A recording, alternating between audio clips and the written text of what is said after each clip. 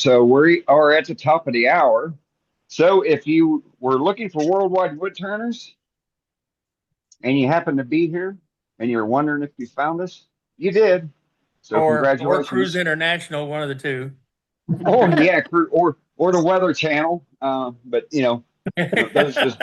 those discussions are already on already passed. So we ain't got to touch on that. So welcome everybody, and we have a good evening planned for tonight. We're going to do a little bit of gallery here. It's been a nice uptick with the people that's got stuff they want to show. So they've been busy in the shop, which is good.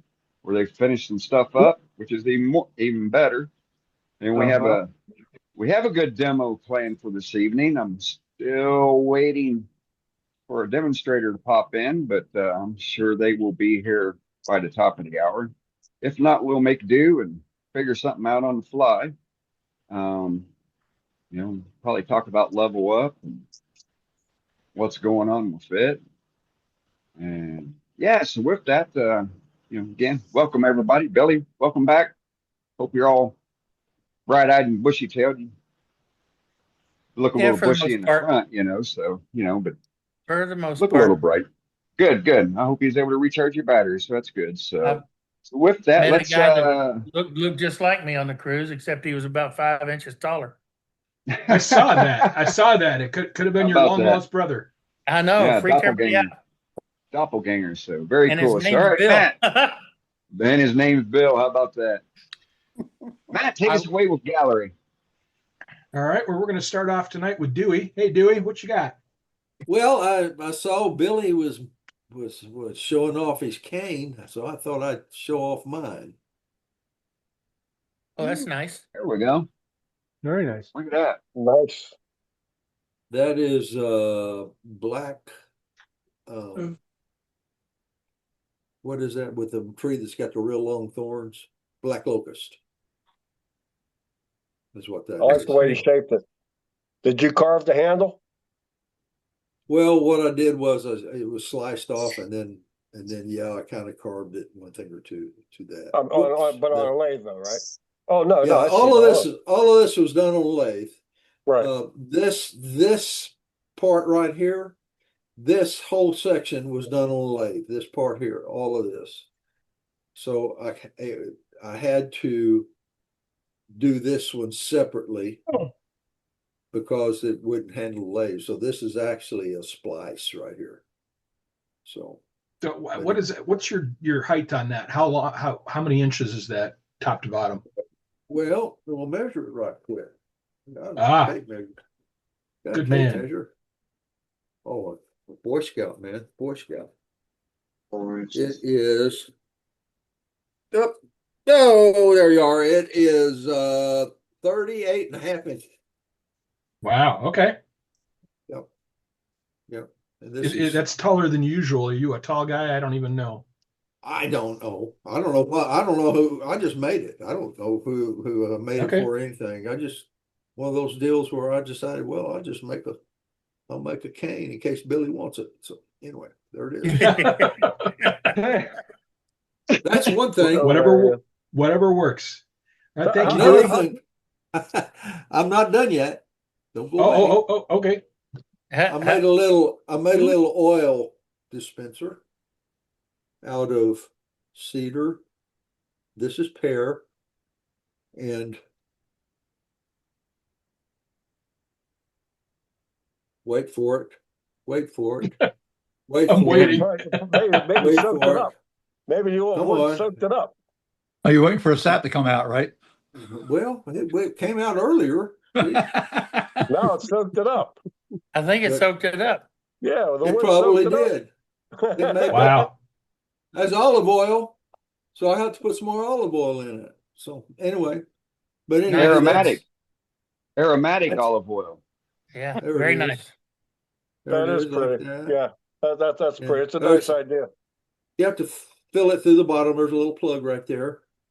And Very what you cool. do is you take this perfectly, this is food grade stuff, food grade wood. It doesn't have any fragrances. It hasn't had any hormones or hadn't had any fertilizer put on it. So it is 100% free range wood. And I had a hard time finding it, but I finally was able to order it special through Home Depot.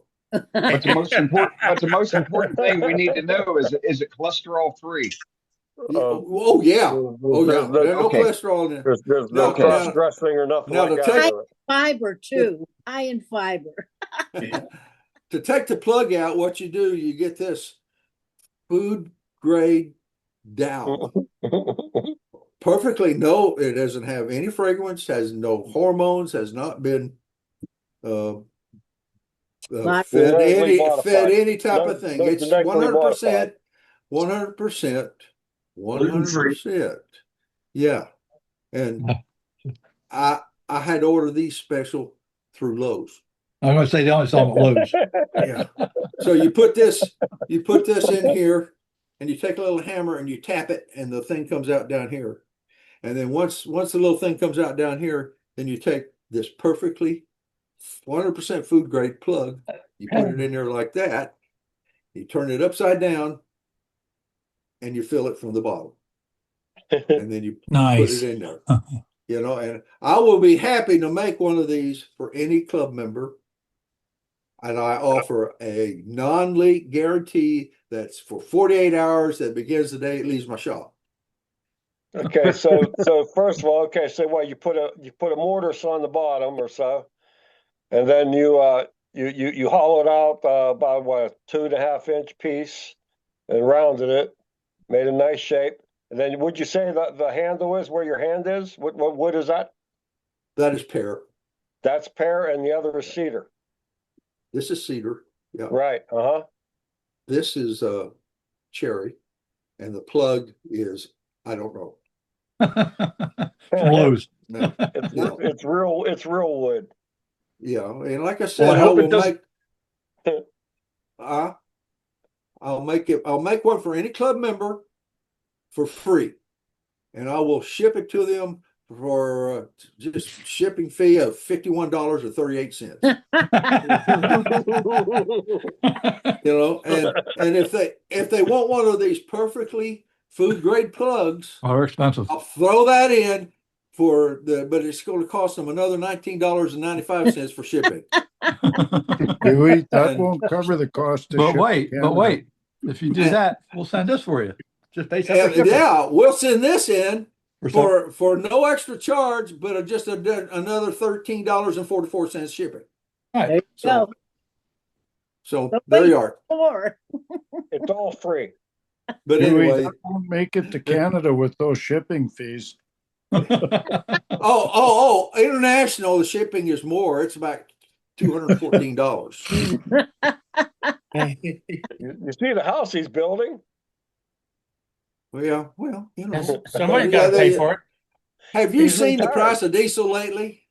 Have you seen the price of diesel lately? Yeah. Oh yeah. You know, Uh-huh. so the shipping people, they charge. They're very, very, very, very proud of their shipping anymore. No, really, this is just a little something I fooled around with. I've got a little right here. You see a little breathing hole, you know, and so That's good thinking. Yeah. Right. Good thinking. yeah, and this right here. Oops, there it was. It came out now. Your there it breathing is. hole was plugged up. Oh, There Yeah. it is. There it is. Anyway, you got it on me. But anyway, it's a nice little piece. It's something kind of fun to play with. But That's I a nice enjoy idea. I enjoy doing all this weird stuff with you guys. So good. Thank you for the anyway, entertainment. Thank you. That's it. Thank you for the entertainment there, Hey Dewey. Dewey, I got an old sponge I can let you have, and couldn't- shipping was $35. What's I that? couldn't I'm use sorry. that olive oil, Dewey, Yeah. because Anyway, that I'm olive oil gonna- would be infused with juniper, and I'm allergic to juniper. Oh, really? Well, Yep. then we'll have to make it out of something else then, won't we? Have to put vegetable oil in it or something, you know? Hey, make one out of Thank you, walnut, put thank you, walnut on it. Dewey. Thank you, Dewey. Okay. Next Hey. up is Roger. Next up is Hey, Roger. Roger. Hi, folks.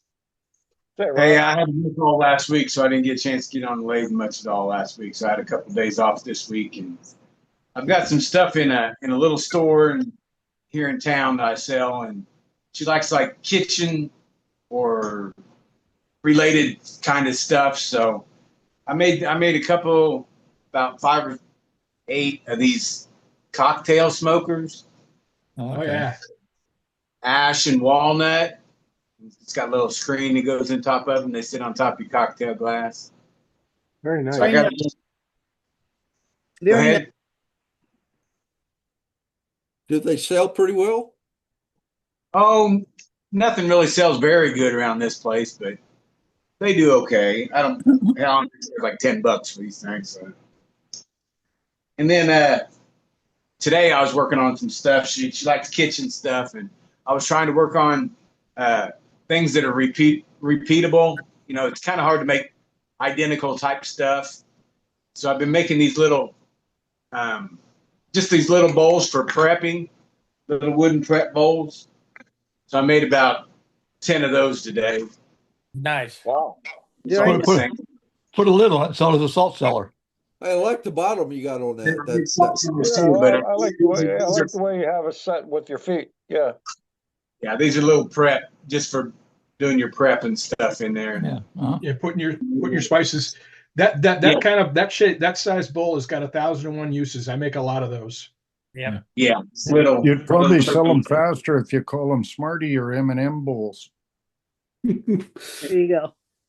Maybe. peanuts. Just working on my skills of trying to make everything the same size.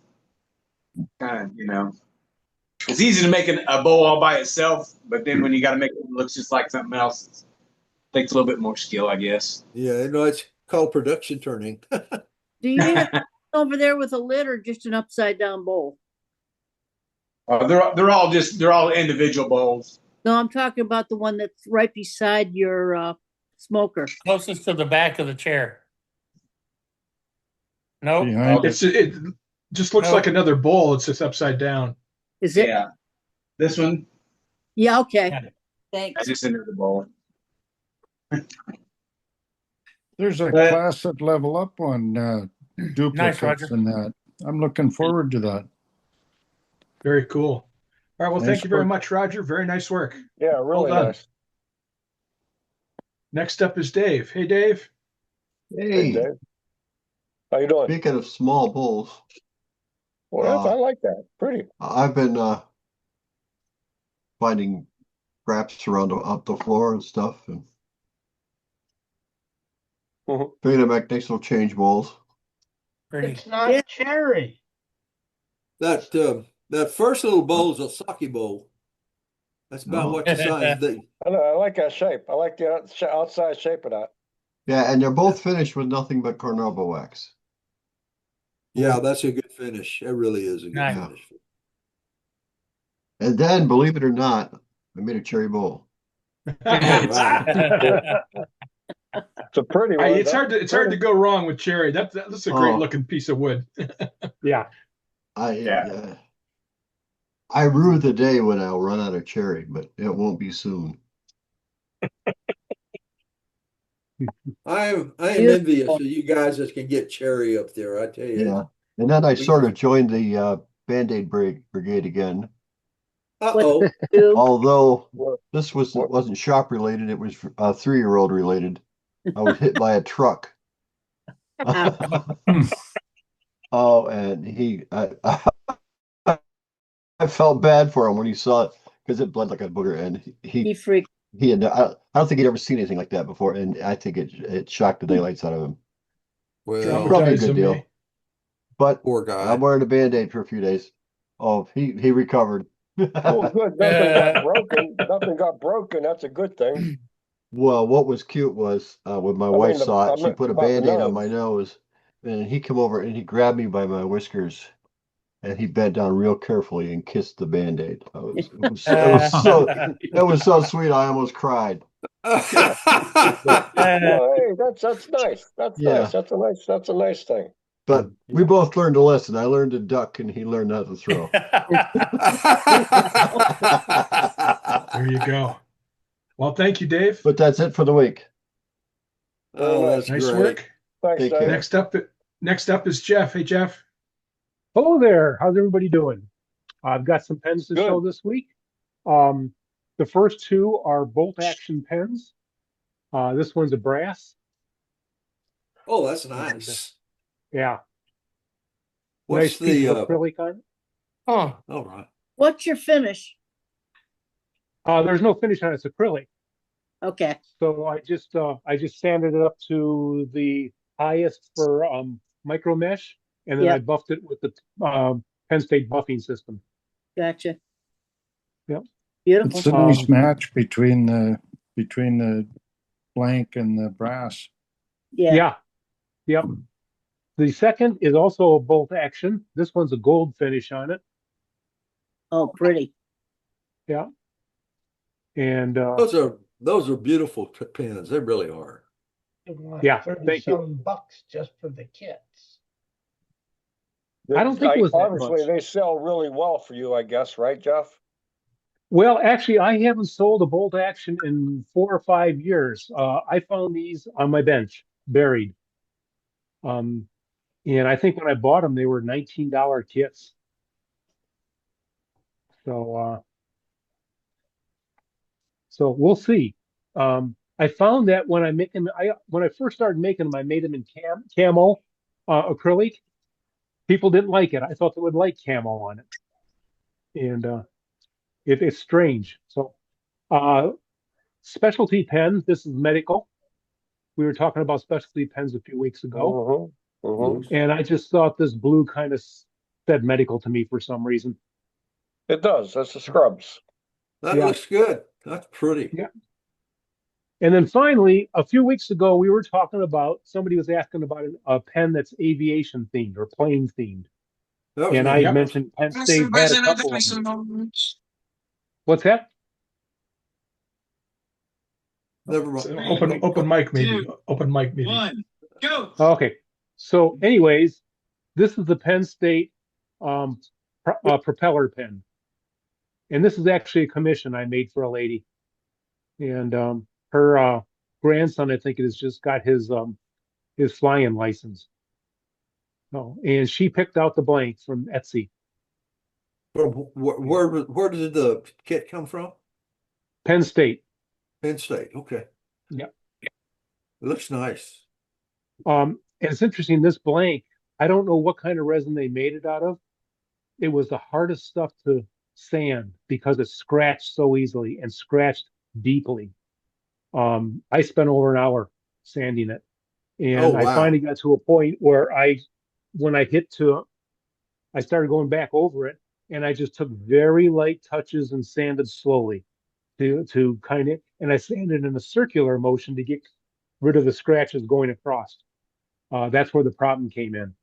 So I'm gonna talk to the person at the Etsy store and ask them what kind of resin it is, and let them know that they should probably tell customers that be very careful when you're sanding. Well, how fast were you turning it whenever you sanded it? 500 RPM. 500. Okay. Yep. Yeah. Yeah, that's my standard sanding speed. Okay. Very beautiful pen. Well, it turned out Thank you. fine. Yeah, it did. It did. It better have. So that's it for this week. Very good. Very nice work. All right. Well, thanks, Jeff. Nice work. Thanks, Jeff. Really pretty. Thank you. Next up is Patrick. Hey, Patrick. Everybody, I've been busy this week. First off, this is the piece from the demo last week. I got it sanded up and finished. Nice. Oh, that's nice. That is nice. That is That is Fantastic. nice. What finish do you have on that? Oil? It's lacquer. Lacquer? Yeah. I think I put 3 coats on it. It could stand another one, but it may not get it. And I think it was Jim that mentioned angling the table at 15 degrees. And I think I showed one of these before. So I decided to do another one. And these scallops are cut at 15 degrees this way. And it changes the shape of the opening in it. Yeah, very nice. Yeah, it does. Yeah. Yeah. Looks good. It Patrick, looks you like use my a golf cleats. yeah, you use a lot of lacquer. What do you do to prevent orange peel on lacquer? Nothing special. I mean, I use a lacquer based sealer and then Okay. spray it. Okay. And this Maybe has that's only what. got, Maybe that's the reason I need to use that lacquer base sealer. yeah, it does seem to work better than shellac or something else. But this has only got one coat on it. It'll take a couple more. Yeah. Now, Patrick, is that rattle can or do you have a sprayer? It's rattle can. Okay. Then we've cut down a black locust. So I decided to turn a live edge out of black locust. Oh, Nice. beautiful. Boy, That is gorgeous. That is how many beautiful. times did you have to sharpen before you get it finished? Several. I stopped counting. That wood is so pretty, though. It is so pretty. But it actually cuts really nice. Leaves a good finish off the tool. Yeah. That wood is so pretty. Was that really green or was it dead? It was green. It was green. Okay, Yeah. so amazing the bark stayed on it in the summer. Yeah, I'm surprised it stayed on too. I mean, it's shrunk a lot. You might can see it. The bark is shrunk, and the cambium layer is kind of even with the wood. Well, it's not done shrinking yet. your proportions are good. I mean, so far as the way the grain matches on each side, it looks like they're pretty much. It's a little bit lower on this side, but it's real close. Yeah. Yep. It looks good. I like it. We'll see what happens with the bark. It might come off. Then I turned another natural edge out of a sweet gum limb. Uh-huh. Look at that. Nice. That's almost Real banana. nice. It's almost a banana boat, Yep. I love turning stuff like that. That's so cool. And I left the pith in it, and it hadn't cracked so far. But I just got the finish on it today. Yeah. Beautiful. How long has it been turned? 2 days, but the limb has been laying back for probably 2 years. I mean, it was fairly dry. Well, the thing about it, I don't think it'll crack now. It's you had it turned for 2 days and it didn't crack. So Yeah, I think it's gonna be fine. Got some little small ones up on this end, but they were there to start with, and I just decided to leave them. Yeah. You must not sleep very much. Not much. I really don't. Then I had some cutoffs from prepping a bow blank, and wow! That's sweet gum. How thin is that? This is about 2 millimeters. Wow! Holy crap! Wow! How in the world did it? How in the world did you do that without it cracking and coming apart on you? I was expecting it, but it actually stayed together. Boy, that is something. beautiful. That is something. How thick was it when you started? A little over an inch. Mm-hmm. I mean, it was cut right off of the edge of the blank, so it was real thin. And this was the other side. Yeah, that's thin as well, right? Yeah, not quite as thin as the other one. It's probably 2.5 or 3. And you ebonized it how? iron acetate. Okay. Nice. Just gorgeous. Beautiful. Once again, that blue marbling got the same effect again. That's Yeah. crazy. Just gorgeous. Wow. Looks great. Wow. You're quite a turner there, man. You do great work. Thanks. Really? This is definitive. Oh my God. Oh wow. Oh my God. Mackerel. That is just over 1 millimeter. Holy moly. Oh, wow. How Now in you're the showing off, world? Patrick. That is How in the absolutely world? spectacular. My wife What did calls the- this the eagle's wing. Yeah. Mhm. Yeah, there you Yeah. go. Yep. Right. What tool did you use on that to get it that thin? Sorby 1/2 inch bowl gauge. Wow. Okay. Half From inch start- bowl gauge. Sanding that start would to be like finish. trying to sand veneer. Yeah, I actually had to support the back of it to Yeah. sand the Yeah, wings. you have to. How fast were you turning whenever you got it down that thin? Right around 1,000. Yeah. And it sounded like a propeller. I can imagine. Can you see through it? My goodness. You It's No, got you the can't light. see through it, but if you put a light behind it, you probably could see through it. Probably.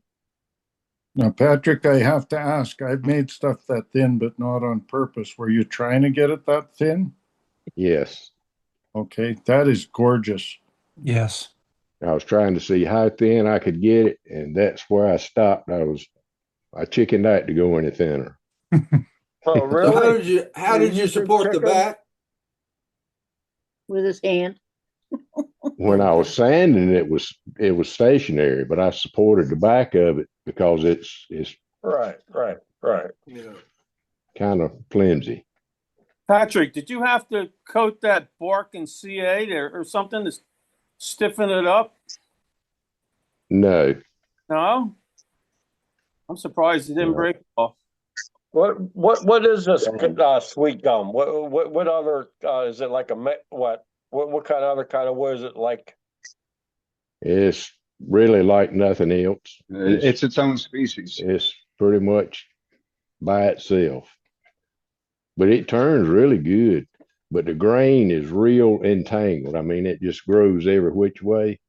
If you ever tried to split a piece of sweet gum, you'll know what I'm talking about. That is probably the reason you were able to get it so thin, because the grains so It holds together. There's no Yeah. grain division rule. Yeah. Yeah. I mean, you can look at it. You don't really see any growth rings or Right.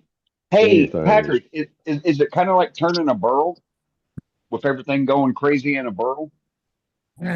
Yeah, pretty much. Yeah. Okay, that's I mean, what I was just thinking there. It's grain running every which way in it, just like a burl. Well, that's just amazing. It's It is. It is. I wouldn't be able to do anything like that, I don't think. Yeah, So- you can. so, you just take your time and take super light cuts. I mean, once it starts getting thin, you're almost cutting dust. Right. I mean, it's like angel hair coming off of it. Your cuts are so light. Well, That's great. did you use shear scraping on it? Is that how you did it, or did you actually do push type cutting? Oh no. All- Use a push cut and scrape It was all done push cut. And I did Right. use a scraper a little bit on this part out here, but once you get out a couple of inches, it started flexing so bad that you could not scrape it at all. Okay. kind of hard to shear scrape at and follow the traditional rules of the grain to have a supported cut. You know, everybody does a shear scrape and they pull the tool back and they go against the grain and they lift it up, and it's just mind-boggling why that technique is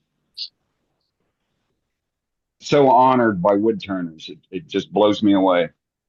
You get a nice cut with your push cut, and then you go back with your and I hear what you're saying, Matt, but you're going against the grain and you're lifting it up. No, you're right. You're right, Dan. I'm agreeing with you. People get Oh, doctrine okay. there. Yeah. Yep. Yep. I wasn't Yeah, going to it fight just Janet, brother. kills- Oh, okay. Thank you. Yeah. Yeah, a Okay, pool cut okay. is nice for removing a lot of wood, but like you said, you're going against the grain and you're lifting the grain, Yeah. and to get a good smooth surface, you either got to go back and shear scrape Yep. We're saying the heck out of it. or sand the fool out of it because you're Right. going to have some tear out. Now, Patrick, I'm gonna challenge you to do that with ash. See if you can get it that thin. Ash might be too brittle. That's why I wouldn't. Personally, I wouldn't put white ash on my lathe. Gray ash, I would, but and Arizona ash, I do. Two totally different woods compared to white. I don't like white ash. You can keep it. I've got. We don't got have this. any ash around here at all. I mean, the ash borer got it here, so Yeah. it's been wiped out. Well, Yeah, ours have been dead for over 15 years. Yep, I'm with you, Pat. Yeah, that's a fantastic piece. At level up, how much of that can I get for maple? We'll do some bartering. No, goofy. We was a big joke a couple of weeks ago, month ago. You might look around, Al, because I know You probably there's got gum sweet growing. I know there's gum growing in Cleveland, Ohio. We don't have it up here, but I saw gum trees in Cleveland. So you might have here it. in Frederick, Maryland. We got well, gum you the might- other day from that sawmill. We got It goes tons of south, sweet so- gum, red gum, Huh? Yeah, you got gum. black So gum. Al, if you've ever seen on the road or up in the trees with the little whirly gigs, with the little seed pods that come down, they look like little maple. fans I of have helicopters. Yeah, Little they look. helicopter. They look like But Patrick. They look Al, like practice golf balls. Hold on a minute. Hold on a minute. Just because maple has it, sweet I'm just gum saying. has it also. Sweet gum okay. has it also. Okay. And then All right. and then the other defining thing is they have a little pod that's got always little sticky, pricky, Sweet gum stickers balls. on I the hate them. outside. Sweet gum balls, and they're about an inch and a quarter in diameter, and smaller. I think I And- know. I think I know what you're saying. I think They I look- And they have look they like got a big giant leaf that's like a cross between a maple and a poplar, and they have coming out on the ends. They got two or three little stringy things coming out at the end of the leaf. I don't know what the hell it's called properly. Matt does. He can tell me. Lobes. Lobes. Lobes. Thank you. Yeah, I'm sitting there thinking there's some scientific hard name, and yeah, lobes. And the bark is real rough. It's a rough looking bark. And they they make get big. they make a big mess with those. And they make a big mess in the fall. They look like practice golf balls. Those things that fall down. And those My- leaves are a dark green, or at least the ones in Kentucky and southern Ohio are a nice dark green. And it's a big leaf. It's big as it's as big as my hand, and I got a big hand. So My next door neighbor's got one on this side of the house, and I think every one of the sweet gum balls fall on my side of the line. So right. I wind up having to clean them up. We cut a gum down at the sawmill the other day. Is that the tree they call monkey balls? No, that's something else. Okay. porcupine eggs. Okay. Sweet gum balls sure aren't lucky. That's for You have sure. something else you want to show? Oh, I'm sorry. Goofing with Yeah, I you. got one last piece. That's a piece of pear. Wow. There. Oh, that's pretty Look at too. the Look at grain that. on that. Wow. Look Yeah, at that. grain. That's Pretty. cool. Goodness gracious, what part of the tree did that come from? Came from the trunk. Inside. Wow. The whole tree was like that. The tree was dead when we cut it down. Yeah. And, Okay. I mean, the whole tree is just like it. It's beautiful stuff. Wow. It Wow. cuts, Wow. it cuts like butter. I mean, You can't yeah, even get a pear. steak. You can't even get marbling in a steak at the store now like that. Look at that. You put that on the Yours- grill and eat it. That's a nice shape. Yeah, You're certainly pear blessed is with some really, gorgeous really wood. turns nice. It really does. It's just Yeah, even nice. wild pear turns really nice. yeah, all fruit wood to me turns about the same. Right. Yeah. Yeah. Is that the same thing that you could call Bradford pear? No, this is No. just This All is right. edible pear. Okay. All right. Okay. Not stinky pear. Yeah. Yeah. Bradford I pear, got kind of turns nice stinky. too. I have a kind of stinky pear. Bradford Not pear the is invasive, fruitless. not the invasive Right. species. The ornamental. Yeah. Right. Yeah. The finish on this is abrasive paste and wax. Yeah. Oh, beautiful. Very good. Yeah. Beautiful. Yeah, to me, Very nice. Bradford pear is Yeah. a weed. Bradford pear is a weed described as a tree. Right. And Yeah, they've been outlawed here. You can't even buy Yep. them. oh, Good. they got them all over here in Yeah, they're like at, Texas, they're outlawed in everywhere. Ohio I've got and Kentucky. I have two 50-footers here. There's a lot of them growing around here, but you can't buy them anymore. They've outlawed them. Yeah, Yeah, they've done they they've done that. years ago. They've done that too here. They're invasive, Yeah. but they're in the woods and stuff. So it's Yeah, and they're messing up the normal fruit trees. Native. Yep. Right. The When natives. they when they pollinate between the two, it ruins the fruit on them. Right. Oh, yes, it okay. does. Yeah, it does. Because they're dominant. Yeah, So it's making a regular pear. Small and tasteless and nasty yeah, tasting. they're bitter. Makes them bitter tasting. But that's a beautiful piece, Patrick. Uneditable. That's beautiful. That really is. Thank you. And Yeah, that's all I've done this week. Well, Well, you're going to have to do better job. next week, Patrick. I'll try. Good job, amongst Pat. all of Slacker. this, we cut down 2 trees this week. Wow. My goodness. Pat's a slacker. So that's beautiful work this week, Patrick. Thank you for sharing it with Try us. to get 8 Thank you hours so at much. least once. Thank Try to you. get 8 hours of sleep at least once this week. One night, maybe. I'm not even sure I know how to do that anymore. It won't be tonight. I know that. Probably won't. All right. Well, thanks again, Patrick. Great work. Thank you, really guys. nice. Next up is Bambi and Steve. Hey, Bambi. Hey, Bambi. Hi, everybody. Hey, Well, I've got a couple little welcome things, and then aboard. I'll switch seats with Steve, and then let him show his Welcome. stuff this week. Right on. I've got a couple of little mushrooms. Oh, cute. Those little Oh, scraps yeah. of cherry. There you go. Nice. Got some little scraps of cherry. I don't know if you can see how sparkly, Oh, yeah. yeah. really Yeah, sparkly. I can see it on used, my screen. Unicorn spit. Ooh. Oh, yeah. Okay. Yeah, so it's really, really sparkly. And then the other one, I had originally stained it green, and it just looked horrible. It was all splotchy, and it was a mess. So I was going to throw it in the fire bin. And I thought, well, one last ditch effort, I'll try and save it.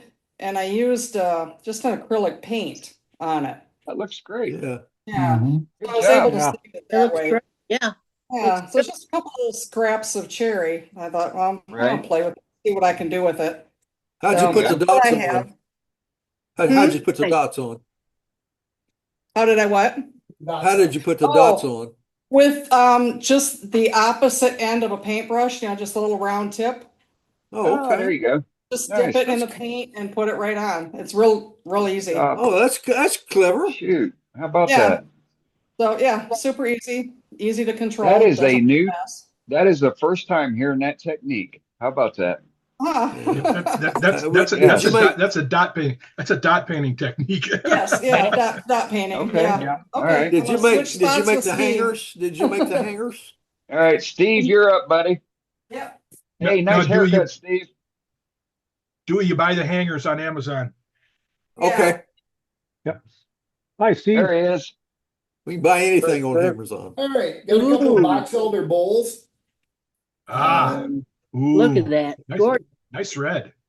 Yeah, these were actually ones that I cored. I had a huge piece of box elder, and one of the members of the Detroit area Woodturners and MAW helped me core them. We took 3 cores out of it.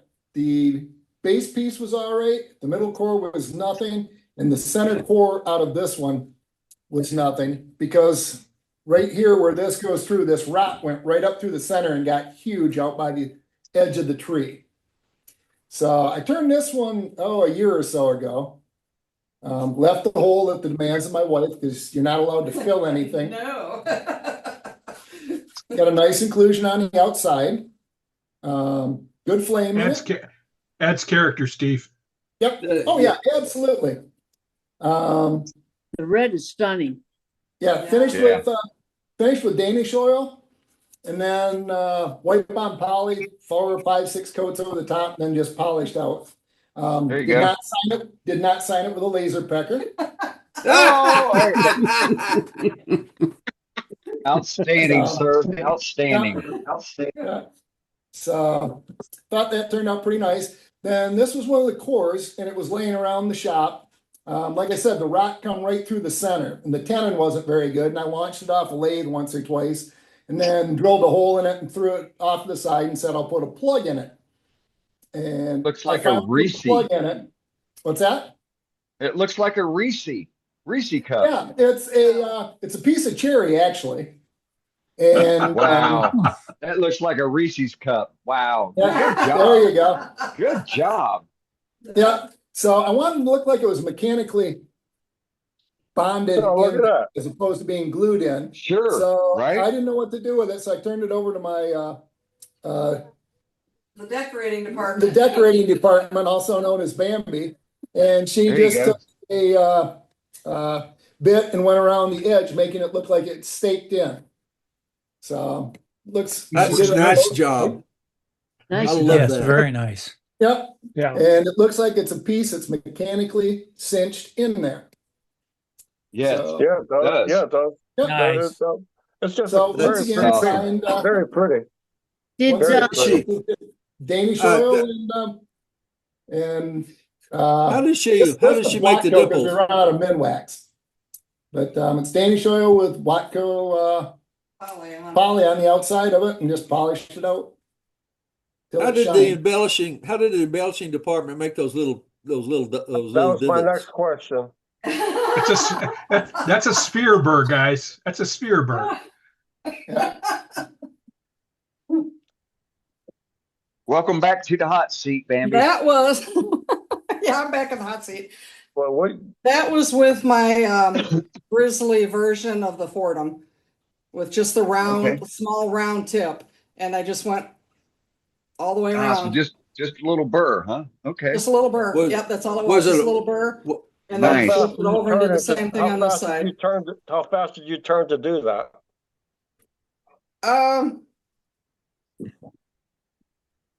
Well, it was sitting still while she used. Yeah. It's just it was just already off the lathe. I had it just in my hand. I thought it was like a texturing tool. No, I was using like the foot pedal, like a Fordham, it's a like a Dremel tool. Like your but it's Grizzly's version. I didn't hear that part. I didn't hear that part. Yeah. That is a neat idea. Yeah, it is. Yeah. That is a neat idea. Polish just. Hey, Dane, we need to put that in our book of new techniques. Yeah. Well, that's what I'm saying. I love the colors in this thing. Because I know our webmaster is going to clip this portion of the video out because this is a killer technique right here. How to make a Reese's cup. Yeah. I'm telling you, it looks like a Reese's cup. It's just It does. I hadn't thought about that, but it does. Yeah. Great job. Let's see that in the next newsletter.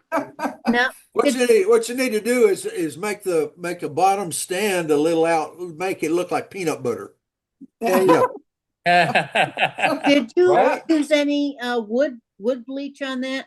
Oh, no, there ain't no wood bleach on that. No. Well, I was asking.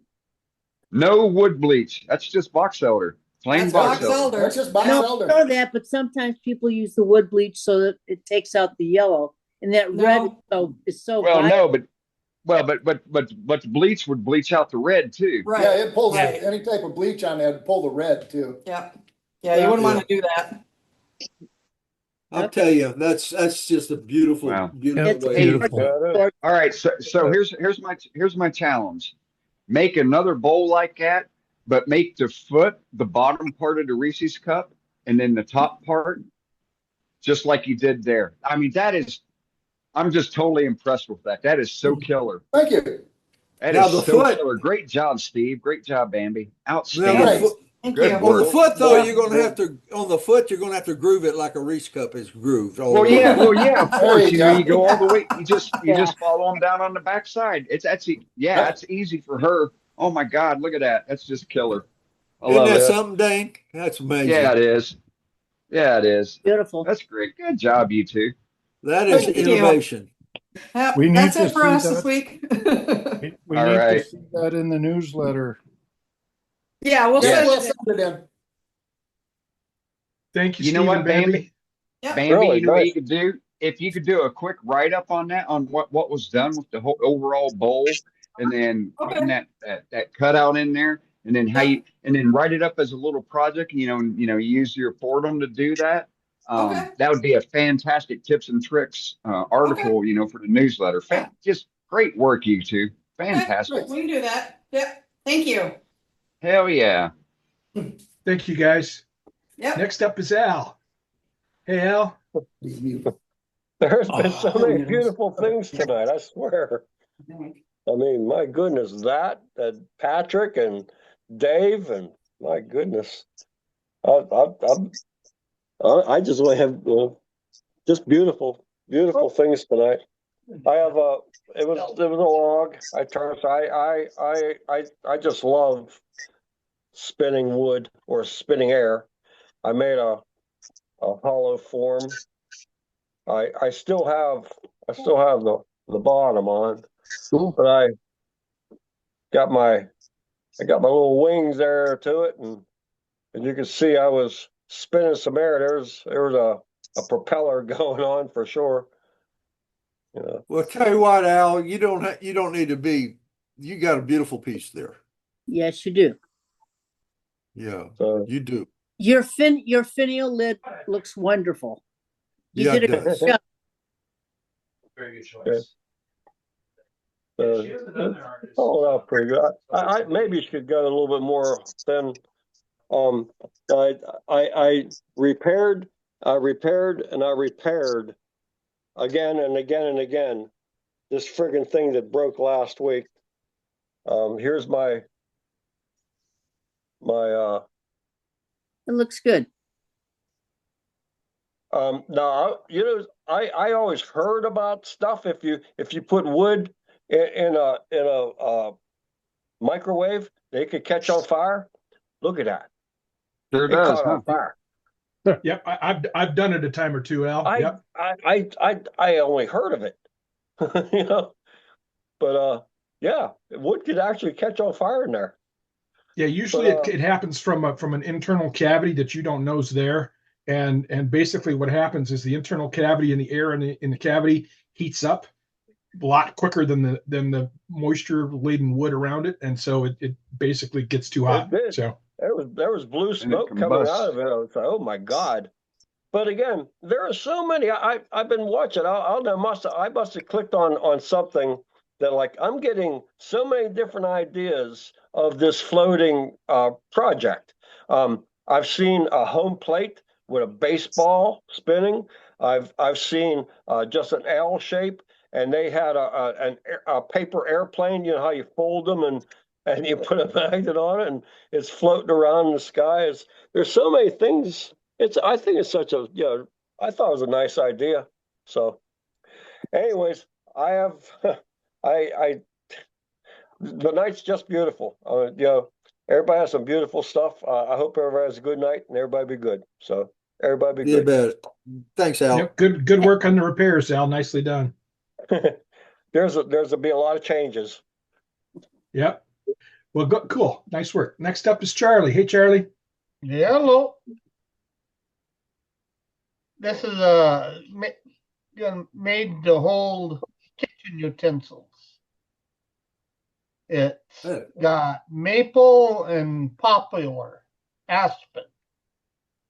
Now you can't tell what the design is on it, but when I stretch it out and drew it on paper, it looked beautiful. That is supposed to be a butterfly with its wings touching in the back, but you can't tell it. Oh, yeah. On paper, you could.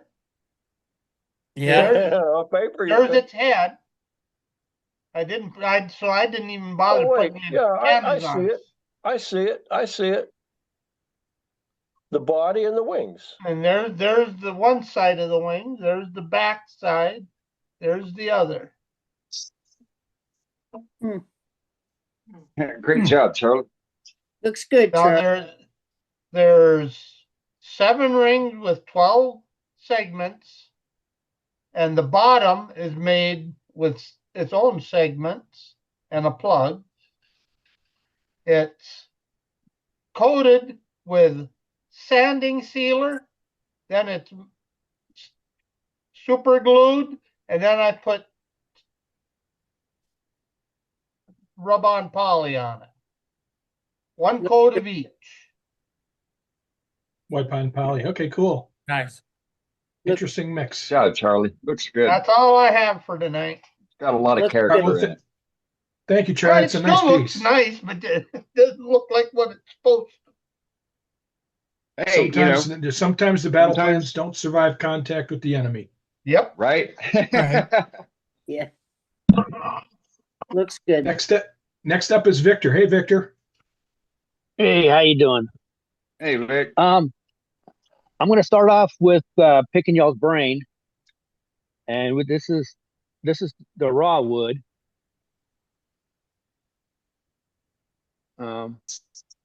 Roughly 10 by 4.5 by 5/8, 1 5/8. Has some screw holes in it. I thought they were nail holes, but I found out they're screw holes. This piece alone weighs just over 2 pounds, so it is not light. But I took the other half and did another one of my rectangles. Ooh, that's sweet. That's nice. Oh wow. Looks And I have spectacular. one screw hole in it. One screw hole right fur? there. Is it fur? It I don't believe it to be any type of evergreen. It's too heavy, too dense. Right. This is some more Okay. this is some more wood I got from that guy that was retiring. So I don't have any idea what it actually is. It's got some crazy chatoyance in it. I know, right? Beautiful Yeah. grain. When I was getting to the fine cutting and stuff, the wood was coming off. I called it cocoa powder brown. Well, I'll Was tell the you color what, of the I call that a dust really shavings clean coming off of turning. this thing. Could we see a close up of the grain? Could you move that closer and sort of roll it a little bit? I'll bet that's the old Wow. heart pine. It's open grain. The heart pine Right. was really old. Right. Yeah, Well, that's yeah, actually that what could- I think. I think it's an old beam. I think that's old growth Douglas fir. Yeah, heart pine. Maybe, but so brown, it just threw me off. But it's Right. freaking heavy. It's a nice turn. It's a really But yeah, nice I turning. That's turned for out like sure. this Nice last turning. Sunday. What's Really nice turning. Jim, I don't think Jim it's- I don't think Duxbury? I Jim don't think Duxbury. it's- What is it you think it is? Jim Duxbury. What is it you think it is? The old heart pine, that heart pine they used. Yep, the old hard yeller. Yep. Yeah. In fact, you can maybe. turn that green. It doesn't change. Yeah. That's what it looks like. It's hard. Yeah, it does. You know, it's You can't old get that growth. anymore. Nope. That's the ingrain. Yeah, like I said, that's old growth right there. That's old. Yeah. That's Yeah, it's pine, definitely old. You know, I fir, mean- Douglas fir, some type of fir, yellow pine. Sat in my shop for 2 years and still pulled 15% on the moisture. And then Yeah. I started making some plates. These aren't Told you. done. Told you but gallets black too, walnut. didn't it? I sharpened it a few times, but actually Yep, it cut pretty yep. good. I So bet. black walnut plates, they're gonna come out about between 9 and 10 inches in diameter. Pretty. And So you I got a still book, have the bottom to do. I'm you gonna got, you got a book matched. You got a book matched pelican on the front face of that. yeah, it's something. It's a sad face of something. It's a pelican. It's a sad pelican, But- or a pterodactyl. Yeah. And so I'm gonna make 4 of these. Like I said, I've still got to finish off the bottom. It's all gonna be pretty well flattened out. This little nub will be gone. I'm going to get rid of the mortise, flatten it out. So the whole thing will still end up a little bit thinner. And this was number 2. I just kind of got to this point today. Ready? All 4 of these pieces came out of the same log, but of course the grain pattern is going to be a little bit different in every last one of them. This one had a nice branch in it right there. Yeah.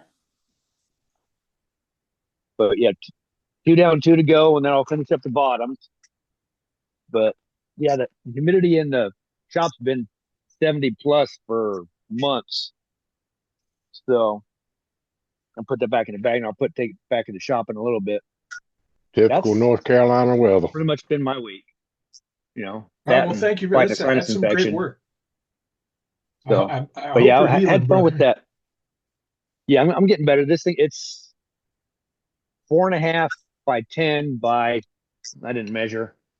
But the crazy thing is, this is 10 inches long still too. So I cut it right in the middle, in the freaking middle. And all I did was eyeball it. Cool. It's a nice Well done. piece. So that was cool. You turned it. You turned it nice. You turned it nice. Yeah. And Yeah. oh, and I had one more question, if I could. Mhm. As far as laser peckers go, I've been starting to look at them. Which version would y'all recommend that, out of those? Because I've been looking at them, 2, 3, What do 4, you want? 5, What do you want to do with it? If all you're going to do is engraving and you want to spend a low money, then the laser LP1 works great. If you want to do more, then you'll need a bigger machine. So, for the ones that we were buying, the Laser Pecker LP1 Plus, we're buying them because they're inexpensive and they're small. The LP1. Yep. Yep. Okay. Yeah. But go on. So with this, we will make this the whole conversation about the Laser Pecker 1 right now, because James DeBro wants to know about it also. So thanks for bringing it up. Go ahead, Matt. Use it to, I also want to use it to engrave on my pottery tools, so I can make them look better. Yeah. And so Matt showed, because you can't always find a good spot for my burn.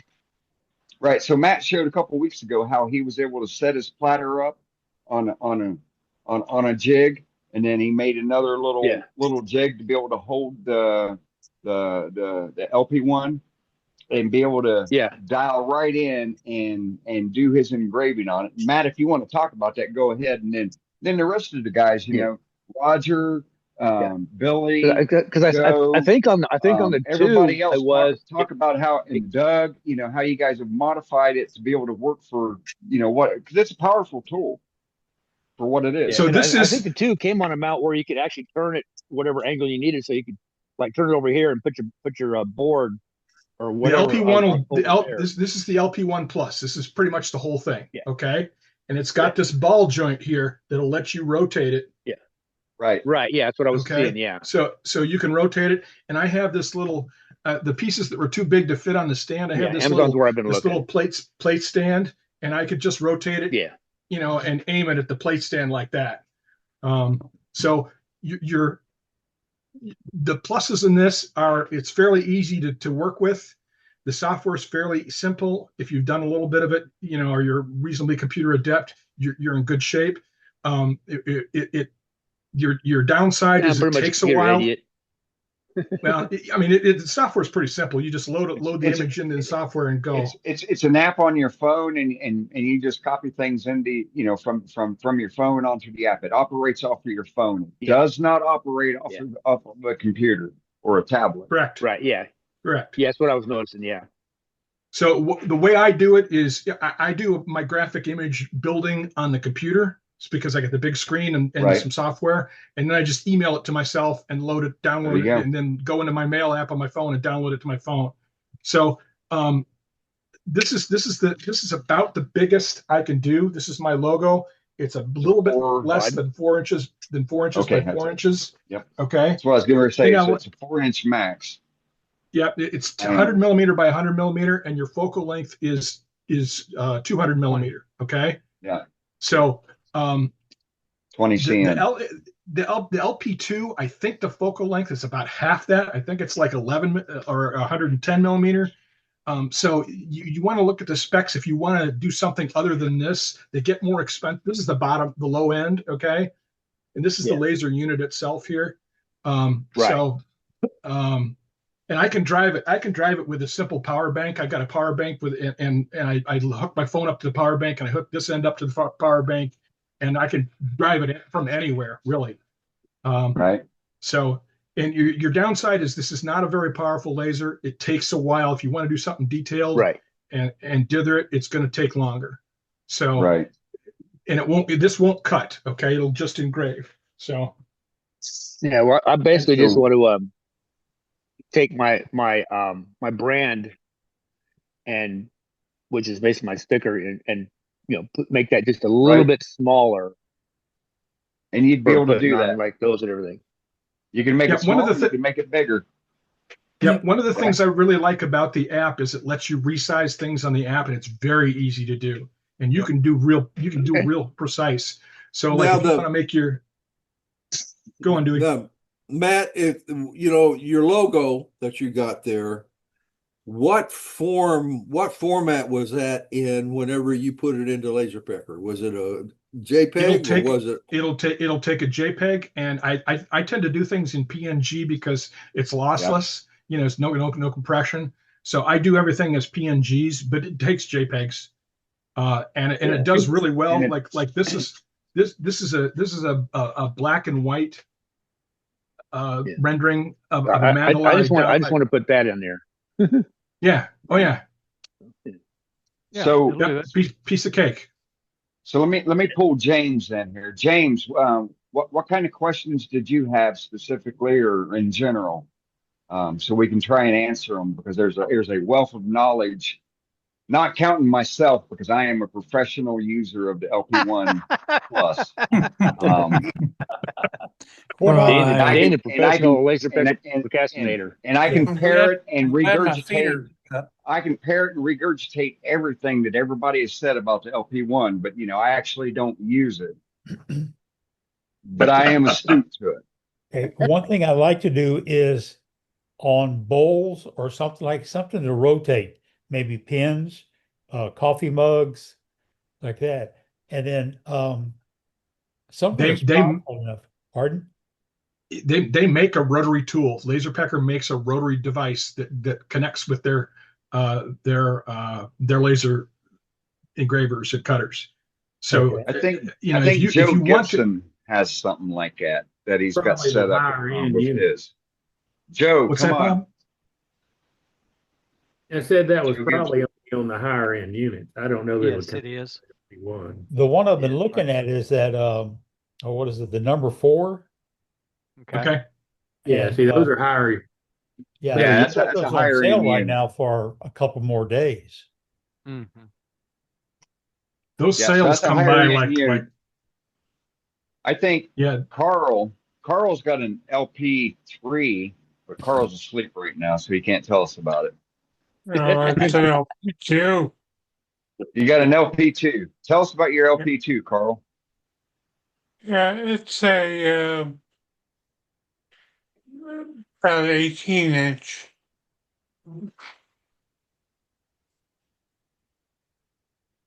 So you have the And LX2 then? Do you have the rotator on it? I have it available. I don't have it on it. Oh, okay. I have it in the You haven't bedroom. installed it yet. Yeah. Yeah, you're like me. It's sitting up there collecting dust like mine. Yeah. Yeah, I know Your that I've been active on the LaserPecker. They have Facebook groups and they have user groups on Reddit and stuff. And I've been active on there trying to get some questions answered and get more information. And from what I can tell, that rotary device takes a little bit of finagling to get it right, to get things to come out even. I don't know. I don't have it myself. But I imagine that it's, kind of like using your lathe indexer a little bit. So yeah. But you got to make there's a formula for making your graphic fit if you're trying to make something continuous all the way around, there's a formula for making it all work. and Right. I would Then the I would speed. go online for that kind of information. So So I yeah, would but have it to go through my cell phone, but I can't use my laptop. no, that's Well, only for the on LP it's one. only for the LP1. Okay. The higher end models work off a PC, and I think they also limited access, from your cell phone or your Android or Apple device, but they're primarily for the Dang, PC. Yeah, dang. all the ones I looked Yeah. at said they could work off your phone.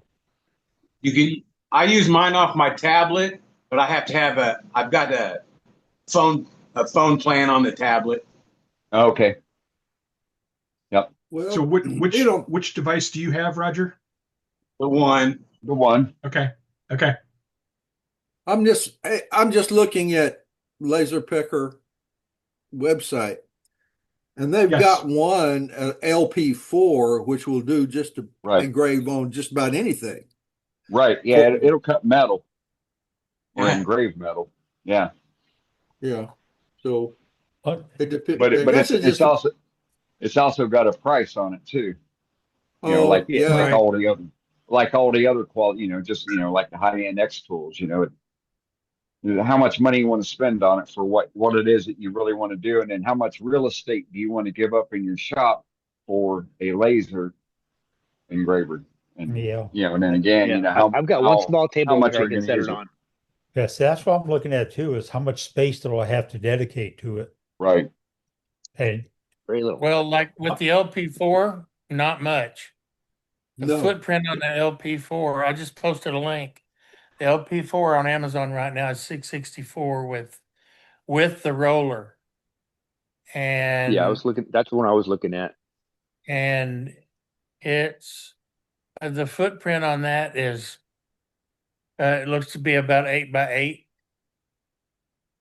Oh, okay, yeah, it's not bad. Considering. by It's 8 it's inches? portable. It's portable. I mean, you can move that sucker Yeah. around. So Yeah, it's and it's it's a lot more accommodatable than say the old Nijis were or are Yeah. and other And if lasers. you want with the LP4, one of the cool things about it, one of the add-ons I think is the trolley that will let you. It will actually run down a board and engrave as it goes. Yeah, that I don't need, but And everybody that has an LP1 also needs to know that this last month they have a new update out, and you've got like let another this guy in. update all of the LP1s. Say it again, sir. They've got an update out for LP1s that you're supposed to update. Yes. Yep. And you've got so much time left until you do it. And if someone on here has got an LP1 and did not get the update, they can email me, and I can send it to them. Very good. is that the LP1 or the LP1 Plus? It's the same. It runs the same it's the software. same laser. Okay. What type of dust protection does it require? None. None? Standard. You can have Defined a dust fan. protection. You can have a fan Defined or dust protection. Yeah. The laser unit itself is a sealed unit, so you're safe. I keep mine is stored underneath my lathe. Does it have is it air cooled? Does it have a fan to cool it? No. No. Doesn't need one. Yeah. I wouldn't. No, the only heat not generated burning, it's not burning hot enough. Yeah, the only heat generated is down at the wood anyway. Right. I ran mine on continuous burns back to back for up to 8 hours, and the hottest mine's ever been is like 140, whatever they consider it, degrees or Celsius. That's the hottest it's ever been, and it's never had any issues. Would have been Fahrenheit, wouldn't have been Celsius. I'm just saying. How is it on cutting thin wood? It will not cut. Nope. You'll It's have not to a do wood an cutter. you'll have to go to an LP5 for that because it's a 20 watt. It might do it. It's not a wood cutter. With my LP1, I've actually taken strips of leather, and burn them like 8 or 9 times, and it burns it almost all the way through to where you can basically just tear it apart, but it will not go all the way through. Yeah. Well, the I've LP cut the paper with LP5. my LP1, but Yeah, If you you're go to the LP5, it'll cut. I don't oh know yeah. how thick it'll cut, but it'll cut. if you're wanting to cut wood, there's other laser assemblies that are that are designed for that outside Yeah. of the Laser Pecker brand. So I was looking at the Yeah. possibility of That maybe take a real bigger thin footprint. wood. Well, like my Atom Stack 70 will cut 3/8 thick material and still pass. Well, they Right. say on the site, they say for the LP4, they say it's got a 10-watt blue and a 2-watt infrared, and it will engrave and cut wood, metal, and plastic and more without switching tools. So the LP4 will cut also. Okay. Yeah, that first LP1, check it out, Billy, or LP4. Check that link out because it came up as an LP2.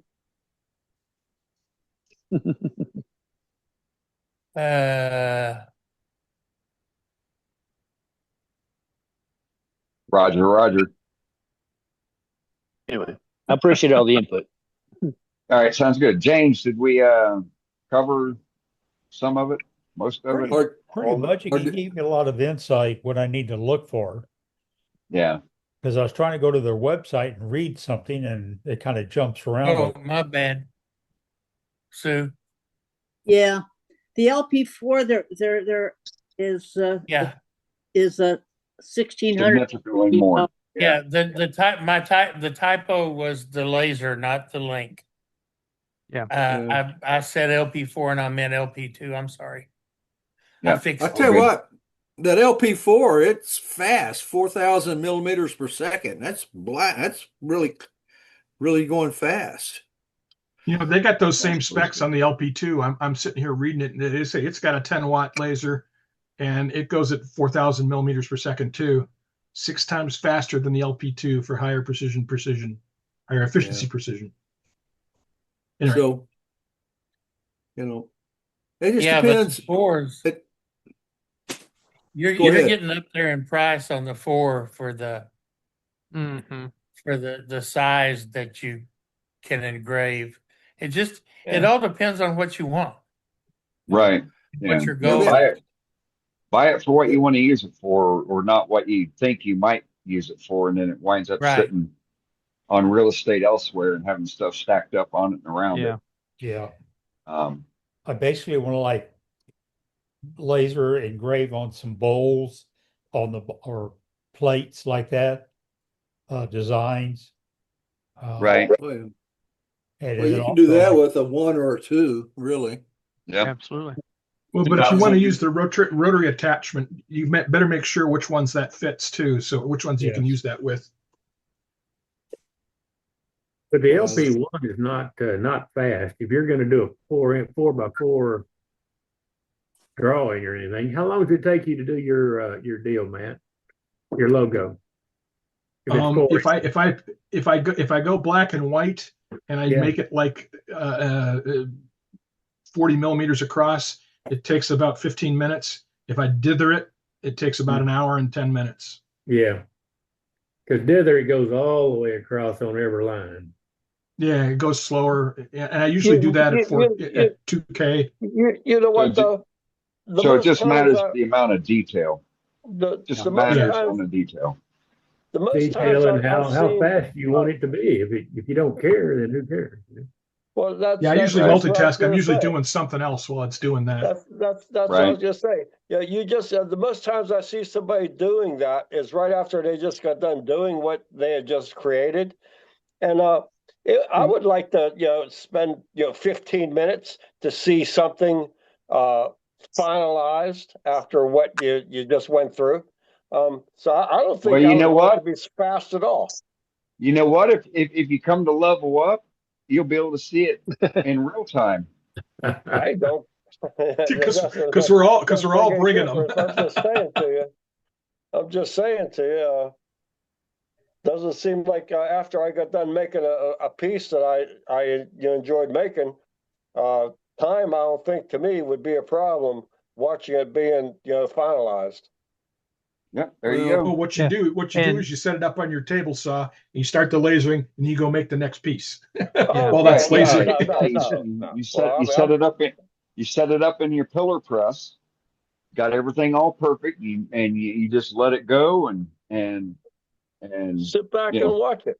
AKA big, floor stand drill press. That's what I'm talking about. You can make the jig to hold the laser unit, goes up in your arbor or in your chuck, and you put your bowl or your plate down there on the bottom, and then turn it on and let it go while you go back to turning. Now, Al, Or you're not supposed to look fiddling at the around. laser while it's lasering. You know that, right? Yes, He absolutely. does now. He does now. You gotta have it. Yeah, you better be wearing those green glasses, man.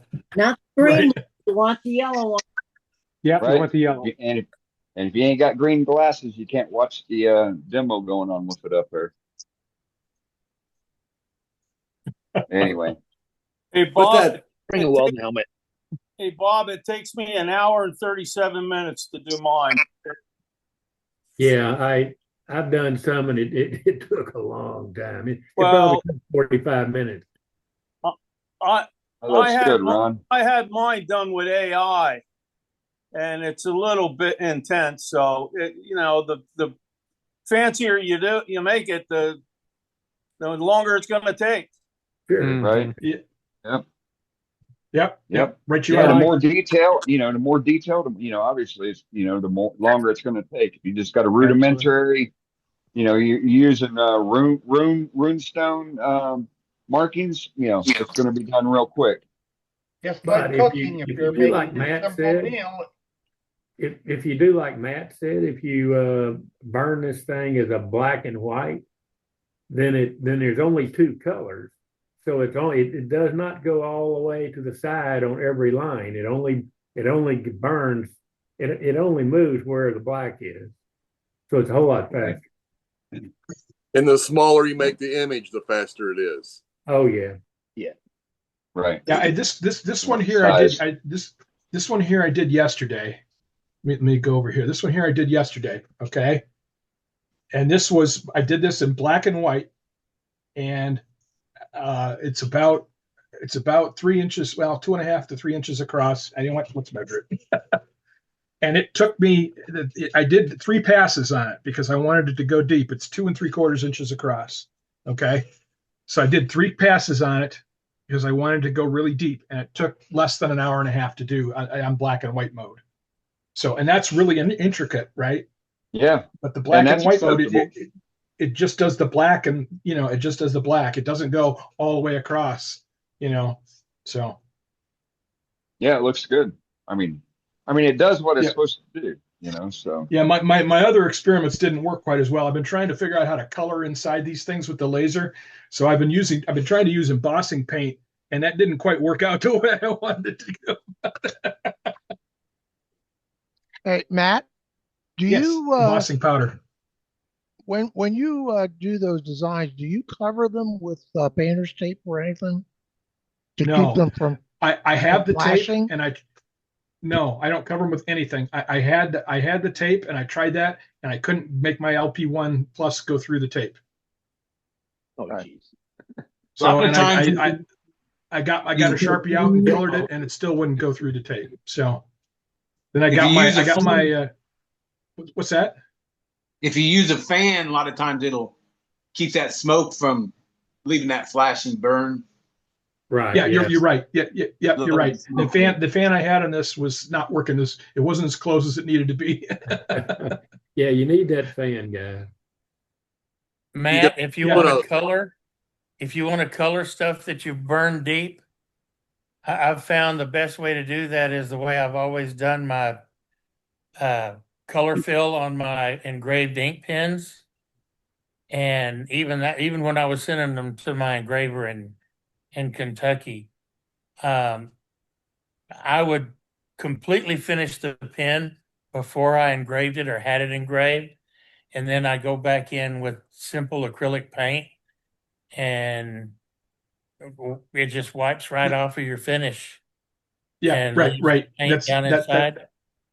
That's exactly the way to do it. That's as near as And I it- can tell. That's the best possible method right now for me. and it's perfect. Yeah. Just wipe it off.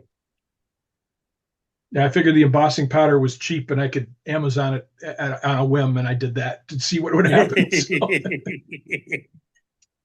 Also, if you use a good thin wax over top of the wood before you burn it, you won't get that overburn as bad. What kind of wax, Joe? Yeah, that's what I've heard. I use it's a Brad's Workbench, like a tongue oil. It's just a mix of like anything, like beeswax and mineral oil or whatever. Yeah, and just rub a thin layer on that. Well, Brad's tongue There's has got carnival wax in it too.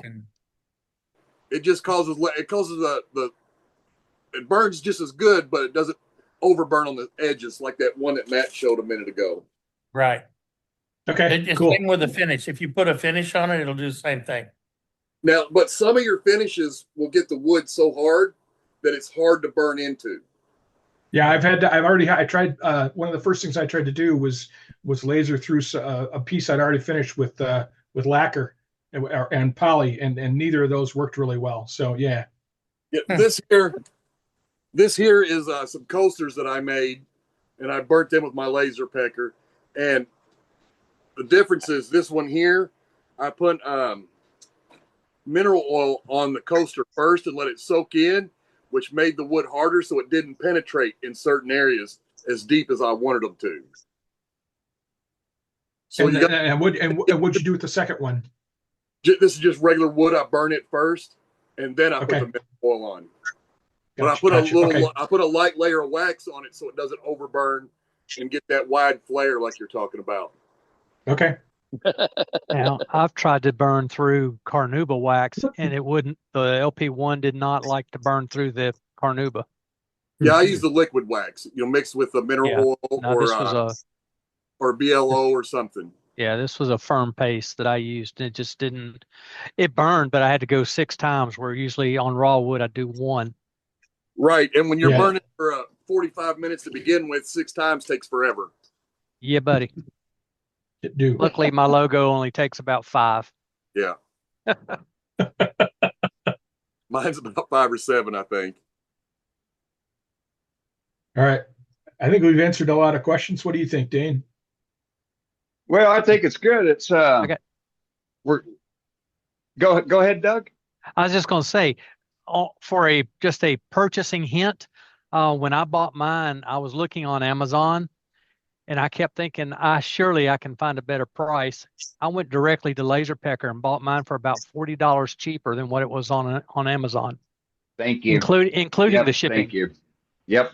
Yeah, yep. but now agreed. My wife bought mine cheaper on the laser. Well, I bought it cheaper on the Laser Pecker site than what was being offered on Amazon. So yeah, yep, right. But right now they're also coming back and charging you a what do you call that, tariff?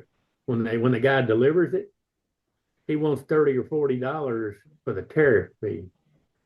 What? Well, it did take a while for it to be delivered, but they kept sending me updates the whole time. About once a week or every 10 days, I got an update. It probably took a month from the time I ordered it. It was probably 3 weeks. It was 3 weeks for me to get mine. It's not like I was in a hurry. Could have taken 4 years, and I still would have been good. How was it shipped? Who was the carrier that shipped it for you? It was too long ago. Too long ago for me to remember. I know when I get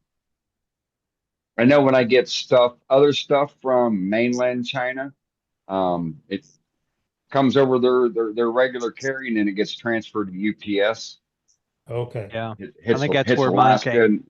Hits Alaska, comes down and clears customs in LA, and then from there it goes to Louisville, and then from Louisville it comes back to me. Yeah. If I you think do mine it did the same thing. You see Matt's post. If you do it on Amazon, it's only $10 higher right now, and you get it the next day. Well, granted, I mean, it's true. true, right? Yep. And And if you're Prime, And you if don't you pay got for Prime, you ain't got no shipping anyhow. So, Right. Yeah. all right. Right. So, Right. very good. If we've answered everything topically, macroly, Yes. Yes. very good. Let's move on and let's get on to the rest of the evening here. Let's go to Safety Sue and get her safety moment on. Sue, we didn't forget about you. I didn't think you would have. And Nikki, you're up next. First of all, I want to thank Patrick for showing us just how clean and organized his shop is. So I spent the last week reorganizing my shop and cleaning it up, thinking, okay, maybe this will help me be more productive. So I'm blaming all that work on Patrick. But thanks, Patrick. I appreciate you. Since we're talking about lasers, let's talk about safety with lasers. That lasers burn. Keep your fingers away from them. And make sure you're wearing the amber glasses. The green glasses were originally put up for the lasers that were only like 5 watts. But today's lasers are stronger. Make sure you have the proper glasses on. Don't look at the laser even for a second. Remember, they don't have eye replacement surgery for living eyes. So be careful. Also, be aware of the smoke. Make sure you have a fan that's going to an open place. Maybe you have a collector with charcoal filters to help with the smoke. Remember, we're doing our lungs, our eyes, and any part of your skin that you don't want to be burnt. So, folks, congratulations on your future endeavors with your lasers, but please be careful. Remember, anything we bring into our shop can be dangerous to ourselves. And I just want everybody to be safe so that we can sign our pieces and say, look what I did on my laser. So thank you, Dane. Thanks, everybody. Be careful. See you next week. Can I add something really quick? Yes. To what Sue was saying? So I did some experimenting this week trying to see if I could make the laser melt paint into the stuff, into the cavities. And the first thing I tried was some of the mica dust I had laying around because I had it laying around. Well, it didn't work, but the smoke was very interestingly colored and smelled interesting. So I immediately knew that I needed more fans. So yeah, Sue was absolutely right. Hey, Matt. Yeah. Matt, I've had a little bit of success with like on a cutting board. If I burned it like maybe 3 times and then do a thin coat of epoxy and then sand that back, and you'll get some color in there that way. If you want one thing I want to throw in is if you don't want to try to laser through epoxy type resins because it will make a very bad gas. So if you got something that's got epoxy on it, do not run it through a blue laser because it's I guess we can epoxy after the fact is what I did. Yeah. Yeah. So folks, make sure that you read all the safety stuff that you get with your laser machine and please abide by it. You know, that one book that says read me first, really, really read it first. So take care, and hopefully we've got a demonstration coming up. Back to you, Dane. Hey, Dane, I will add something to that. To what Safety Sue said. Your audio's gone, Dane. We can't hear you. Sorry. We need to end this so we can. But go ahead, Randy. We got to get on with the show here. This is very quick. When you're laser engraving and you have one of those platforms where it sits on, and you're doing 5 or 6 passes on it, be sure to count the passes. Otherwise, you will laser engrave the top of your workbench. Okay. Sounds Good like to the know. voice of experience. Good to know. Been there and got the T-shirt, right? Absolutely. All right, very good. All right, so with that, real quick, I'm not going to go totally into it, because if you didn't know, we got Level Up going on 17th through the 19th of September up at Wisconsin Rapids, Wisconsin. Classes are filling up. We will be closing registration in a month, July 31st. It's going to be a hard close. So we got people filtering in now. We got a little bit of an uptick, but better hurry up because classes are filling up. It's going to be a great time. This, that, and the other. We got club stickers, $1.75 shipped here in America. $2.75 shipped anywhere in the world. We have smock patches, $7.50 shipped everywhere in the world. So support that. Go check out the website. We got a donate link. If you want to help out, you like what you're seeing, you enjoy, obviously you enjoy it because you keep coming back every week. There's people taking care of stuff and whatnot. We're trying to build the coffers for when those people ain't taking care of stuff. So think about that. With that, like I said, I'm going to keep it short and sweet. We have a great demonstration for the evening. It's going to be a little bit embellishing. It's not going to be any turning. So with that, we are going to go to Miss Nikki. And Nikki is inviting us into her shop to show what she does when it comes to embellishing. Nikki does things her way. There may be a better way to do it. There may be a worse way to do it, but Nikki's going to do it her way, and we're not going to say anything about it.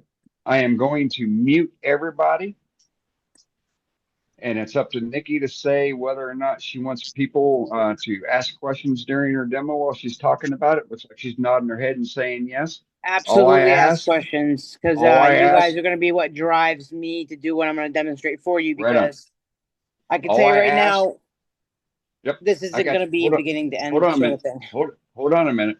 All I ask is you be respectful for each other. Do not step on top of somebody else that is asking the question. Otherwise, you'll be muted, and if it's repeated, you'll be removed from the session for the evening. So with that, I am going to mute everybody. But again, if you want to ask a question while Nikki is working here, don't interrupt her while she's talking. And we'll go with that. Nikki, I'm going to mute everybody now. You will need to unmute yourself, okay?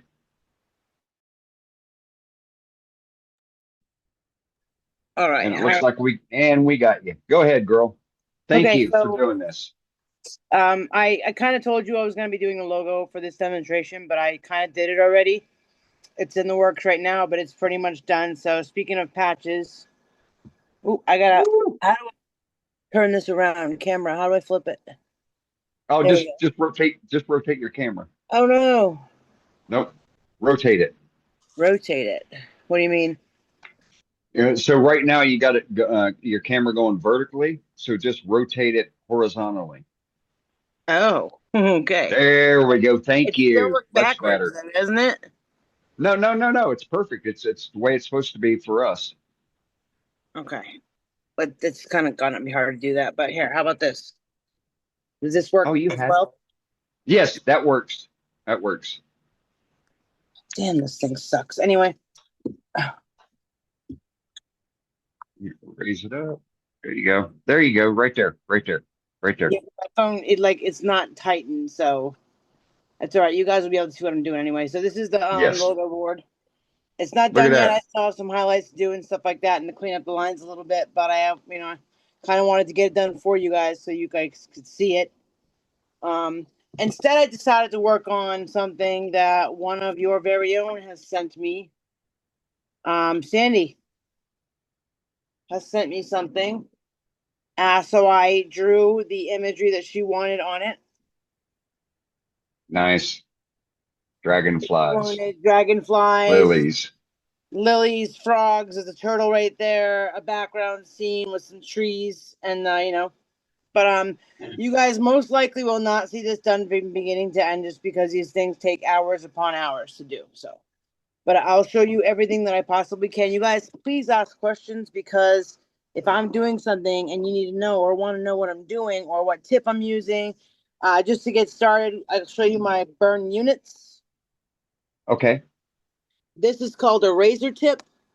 And this is a more expensive unit because of the fact that the way it works. There's one toggle on this one. There's an SK2 that has 2 toggles on it. And I'm actually looking at getting the one that has 3 because you don't have 2 pens going on at once. You have to switch them back and forth. Just like the other unit here, you have to switch them back and forth. But there's a little toggle right here. This little switch right here switches these pens back and forth, whereas these, you have to unplug it and plug in the other pen. And then these wire tip units, they're all wire tip. I don't like using solid tip because it just takes too long. It takes about a full 10 minutes for a solid tip burner to heat up, whereas this one and this one will take about 2.5 to 3 minutes for the tip to get fully hot. Do you have an example of the solid tip one? Sure. The solid tip one, let me go in my drawer here. Just so we know exactly what you mean, what the difference is. Yep, I'm gonna try to find it. Hold on. As you can tell, I never use it because, well, it sucks. And I have work to do, so I need to get through these things quick. So this is a solid tip burner, otherwise known as a burn iron, whereas this is a burn pen or pencil, whatever you want to call it. You're welcome. So this kind of burner takes tips like this.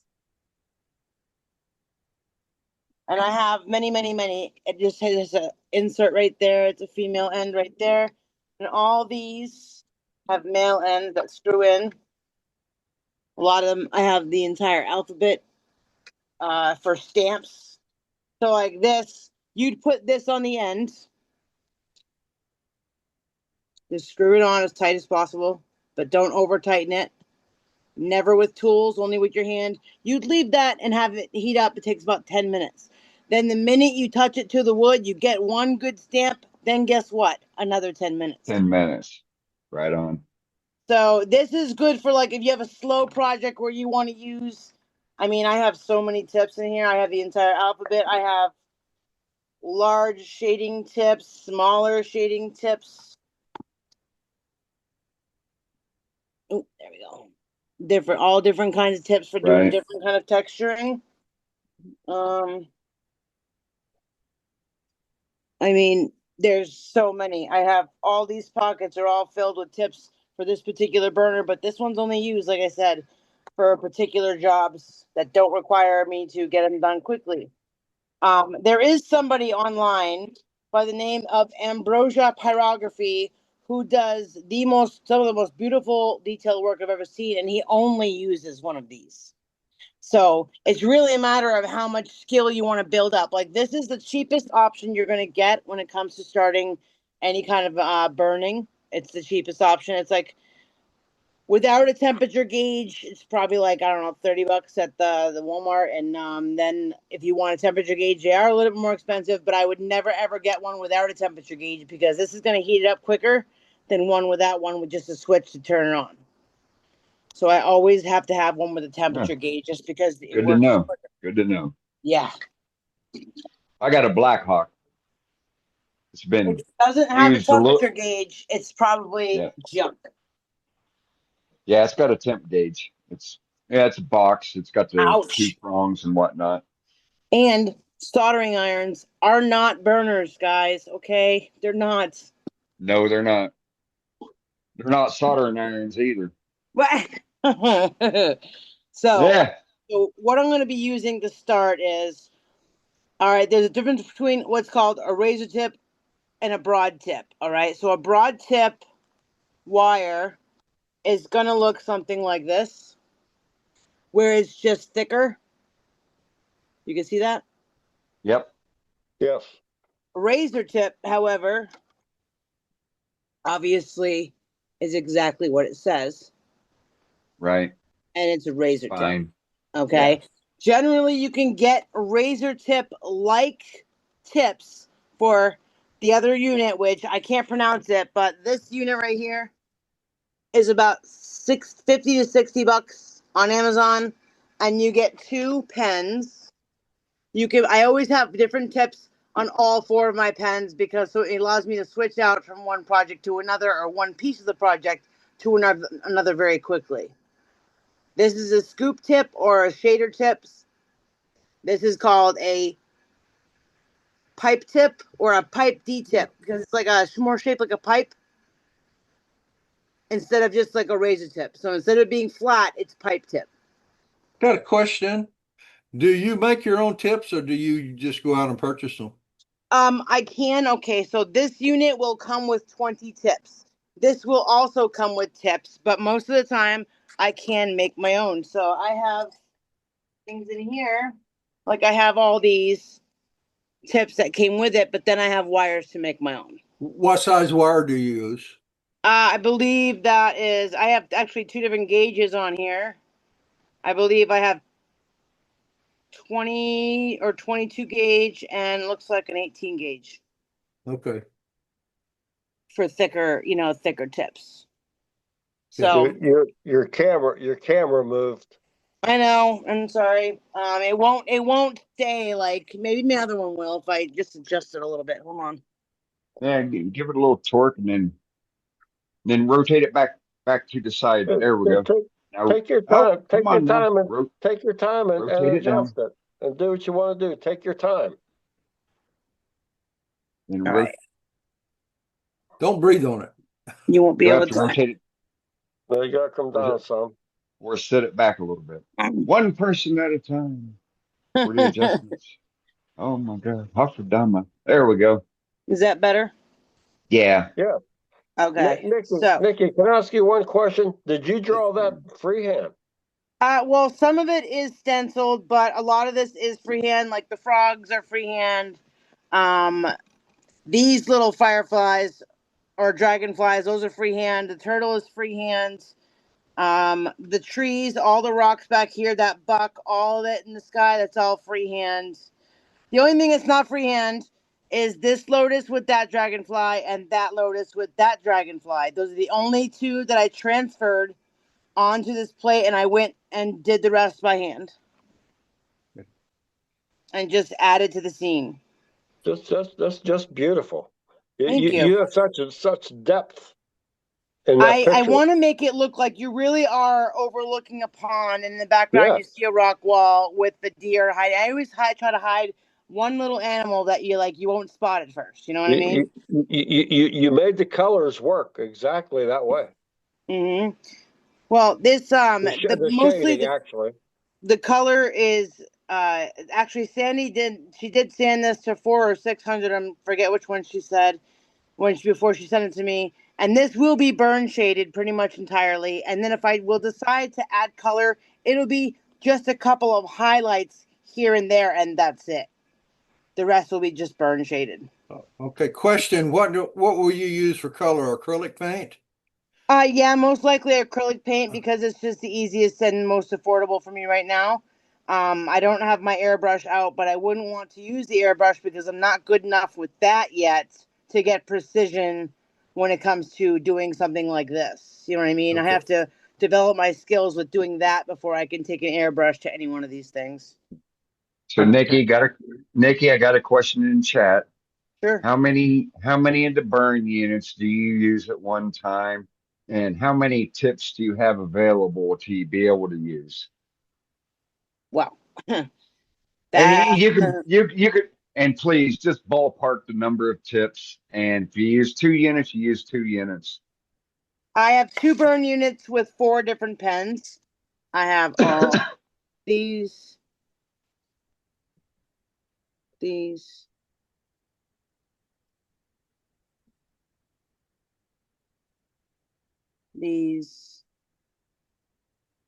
most of them are repeats, but a lot of them are just a lot of these are brand new. Actually, I haven't even used them yet. Like this entire pack is brand new. And right. Where do you get your tips from when you order them? Generally, if you go on online when you order your burner, you can say wire tip wire tips for a burn pen, and it will bring up these kits, or it'll bring up a whole kit where if you're gonna get 20 different tips when you order that that unit right there, that one.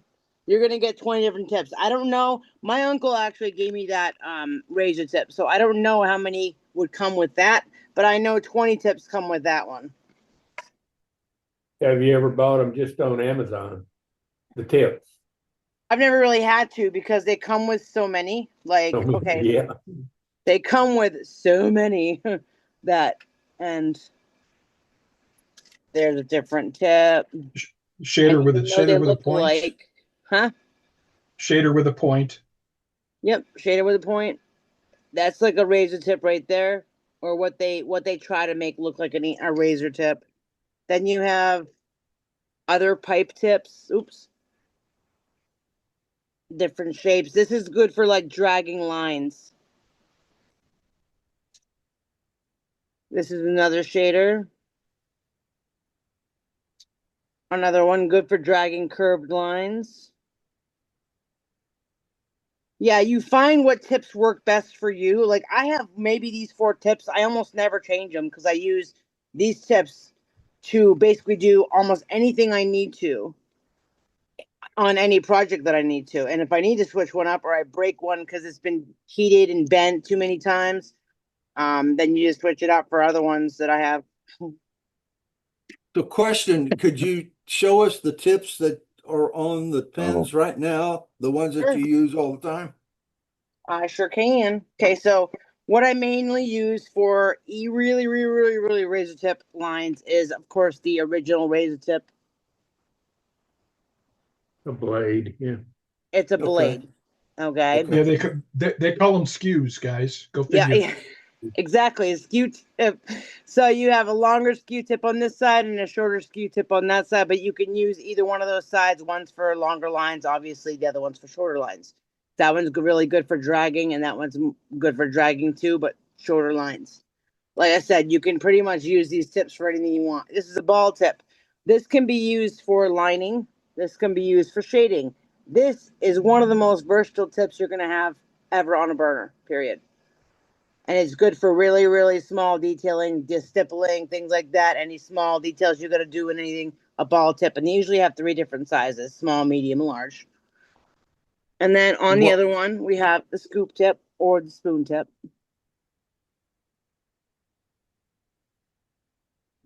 Is that essentially a shading tip? It is, yeah. Scoop or spoon tip is essentially just a shading tip. I just don't call it that.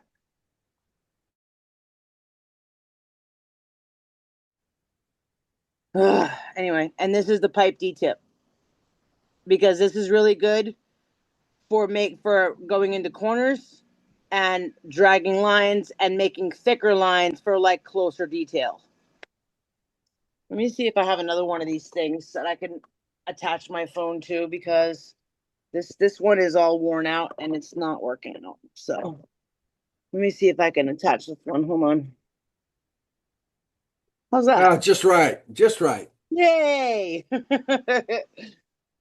All right. So if you'd like, I'm going to get started. I'm going to start focusing on this Lotus right here, just because it gives a lot of, I'm going to do a lot of, it allowed me to do some lining, some broad lining, some thin lining, and some shading, just by getting this one piece done. Because like I said, you guys most likely will not see this done from beginning to end, because I really don't know how much time you guys have.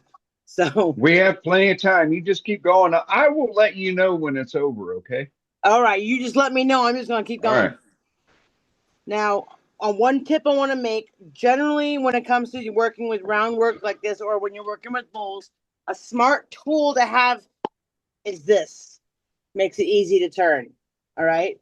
Now, I don't really need it with this right now because it actually would elevate it. I could use it, but it's going to make it weird to hold the pen, so I'm not going to use it this time.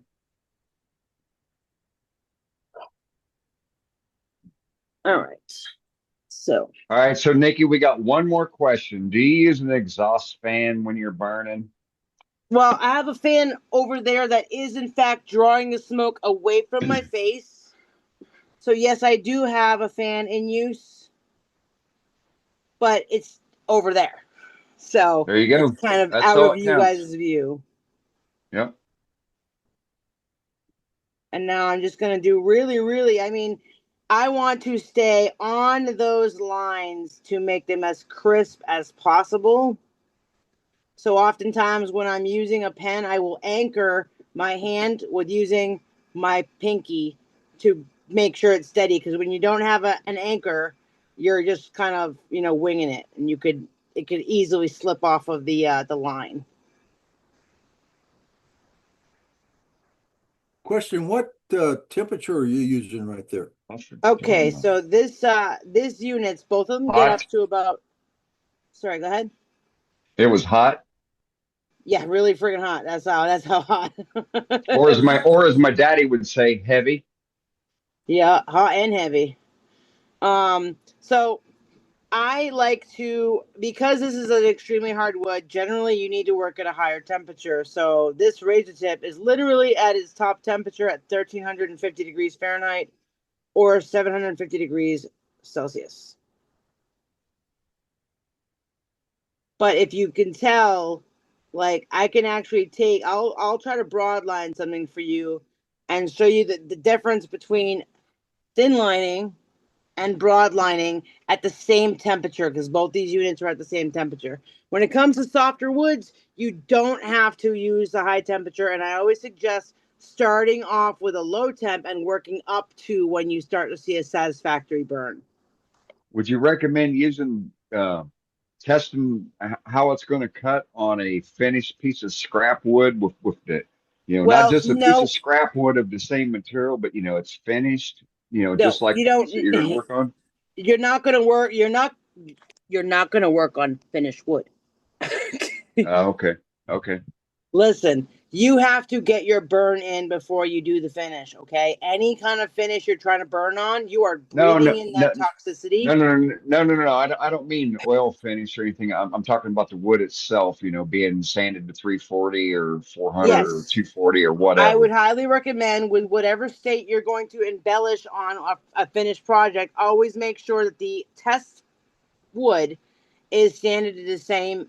Make sure it's at the same level, so that way it's how it's going to burn in your piece that you're embellishing. One other question, Nikki. Okay, so you have a piece that's sanded, let's say, to 400, like what you have, and okay, I will clean it up with a denatured alcohol, and I'll put just a sanding sealer on it. No. Would that be no too sanding much to sealer? send to you? No sanding sealer. No. That's the reason. Okay. Raw wood. So, I mean, raw wood. If I want to send something to you, so it's got to be that plain.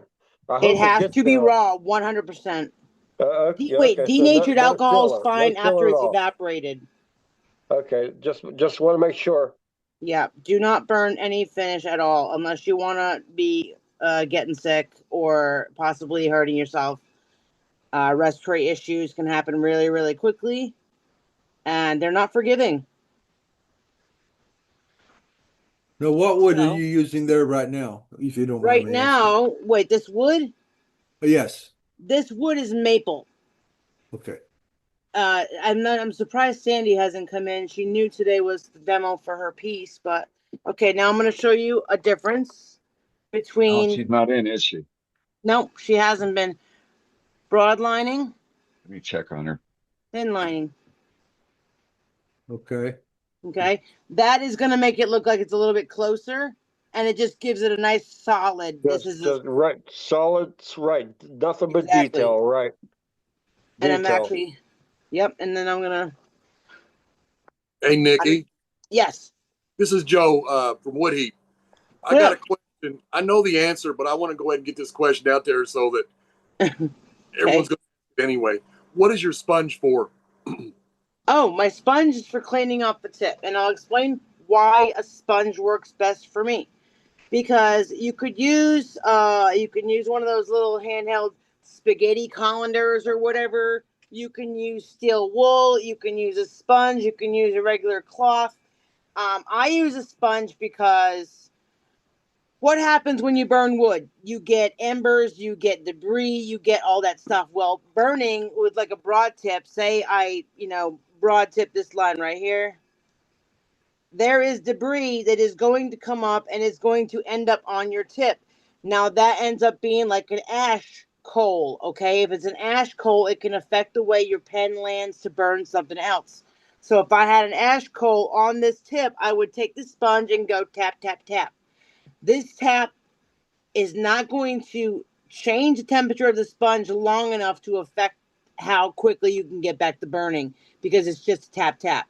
But you're going to want to get any debris off that. The reason I don't often use a colander or steel wool is because it can actually scratch up the metal on your tip, therefore making it scratch your wood, creating more debris.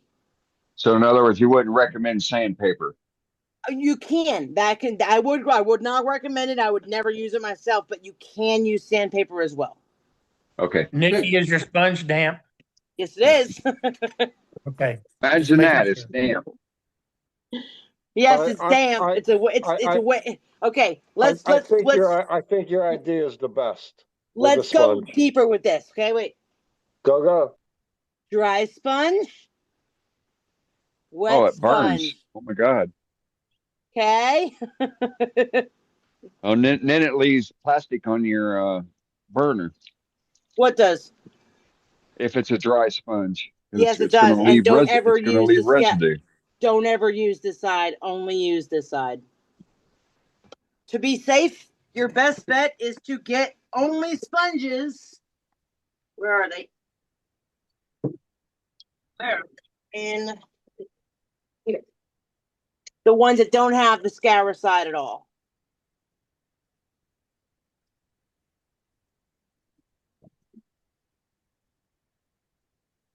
All right. Here we go. More. I try to usually when I work, there's never any rhyme or reason why I do what I do, because generally I will skip around this whole thing. But for the sake of this demo, I'm going to stick to, unless you guys want to see a certain part of this burned particularly, ask and I will move to that part. Well, at least complete one pattern, and then skip. You definitely got to get one of those dragonflies in there. So. Oh yeah. Well, I just like to see you use every tip. Okay. Are we trying to challenge me? No. I just want to see the differences between the four tips. Gotcha. Okay, so you've seen two of the tips so far. I'm interested in what you're gonna do. You've seen two of the tips so far. And yes, sorry guys if this is mega boring. I really am, but It's not mega boring. It's, if it's boring, they've already popped off, So, that means they're not interested in elevating their game. So your picture is really cool. Your picture is really cool. Well, I'm interested in just watching it. Believe me. Right on.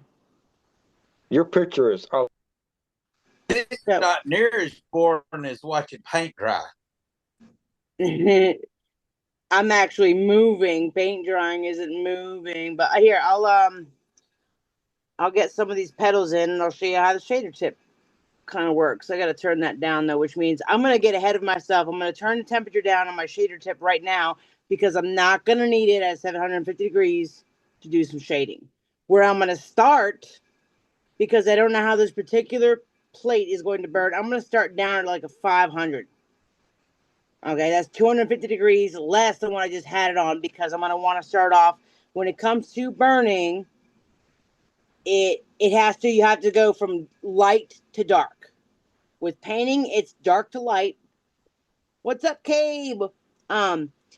If you're burning, you're going from light to dark, and if you're painting, you're going from dark to light. So you're always going to start off with a lighter shade and going up to the shade you want.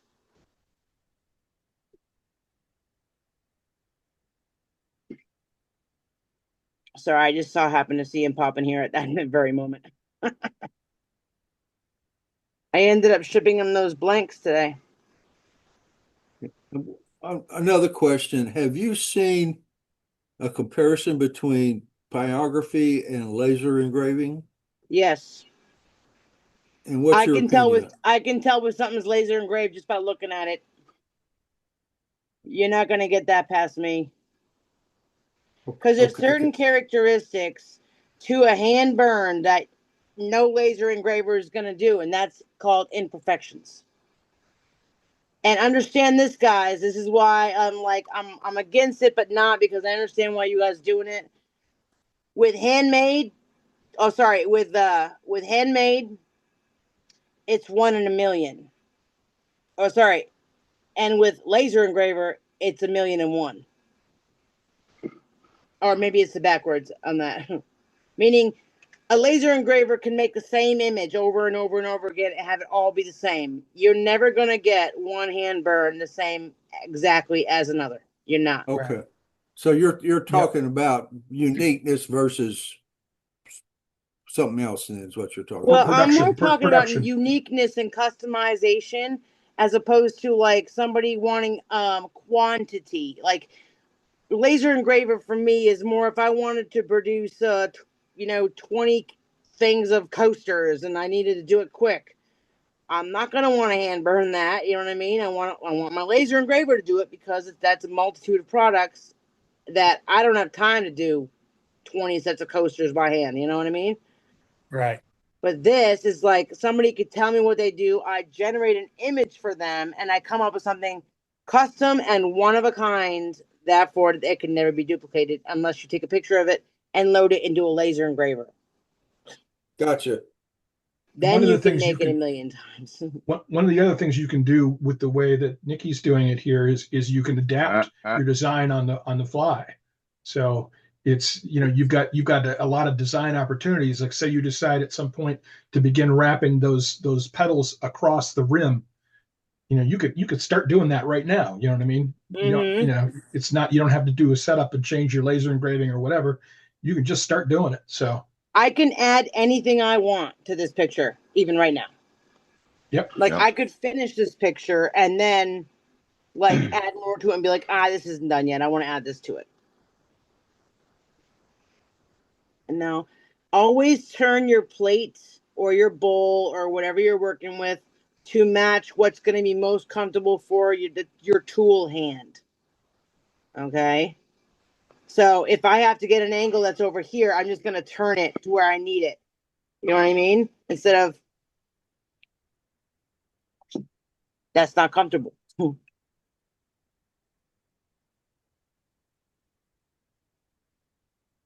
And then after I'm done this little wing here, I'll try to get some shading in on these petals down here and kind of show you how the scoop or shader tip works.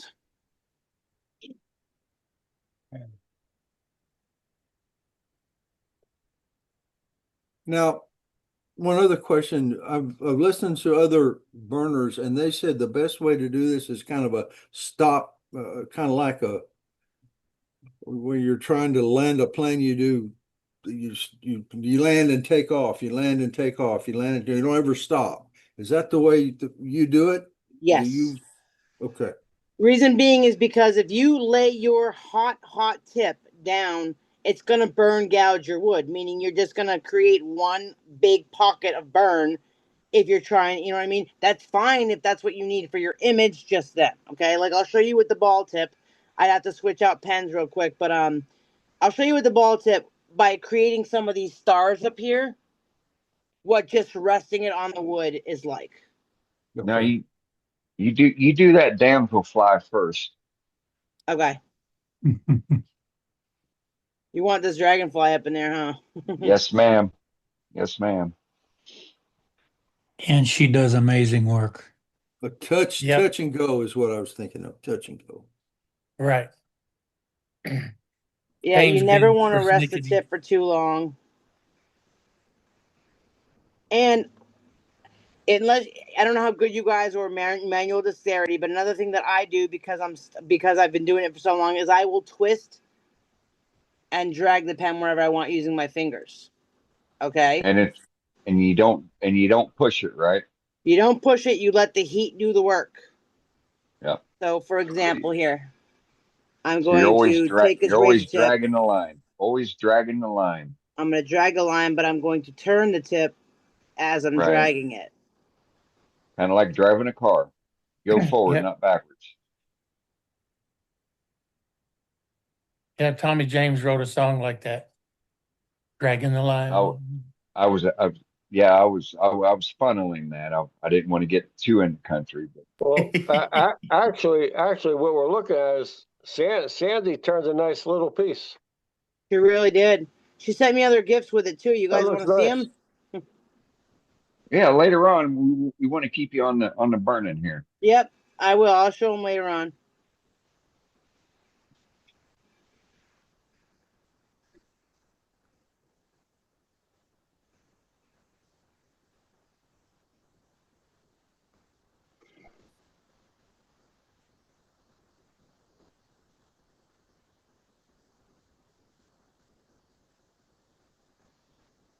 Did you check on her? Is she all right?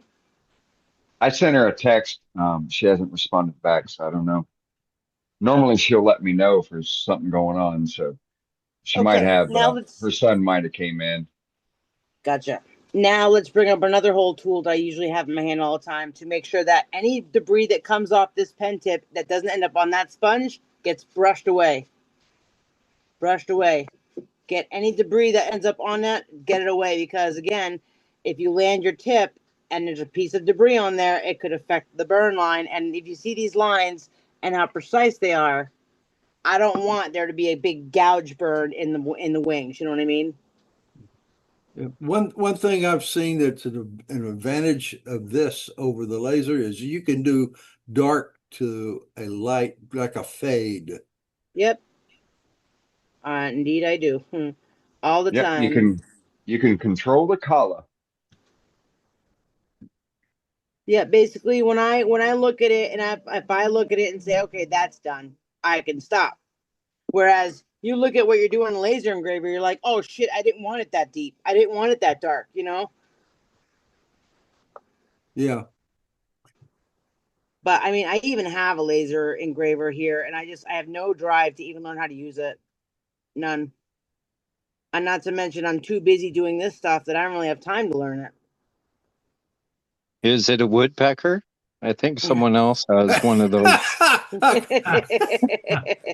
Okay, listen. Done with the woodpecker stuff. Okay.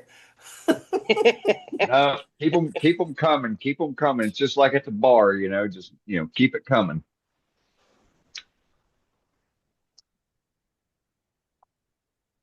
All right. I do have an email out to their marketing department about some residuals that they owe us. Yeah, they do owe us, don't they? I think so, right? Yep. I mean, it's only been 3 years now. We've been talking about it for every week.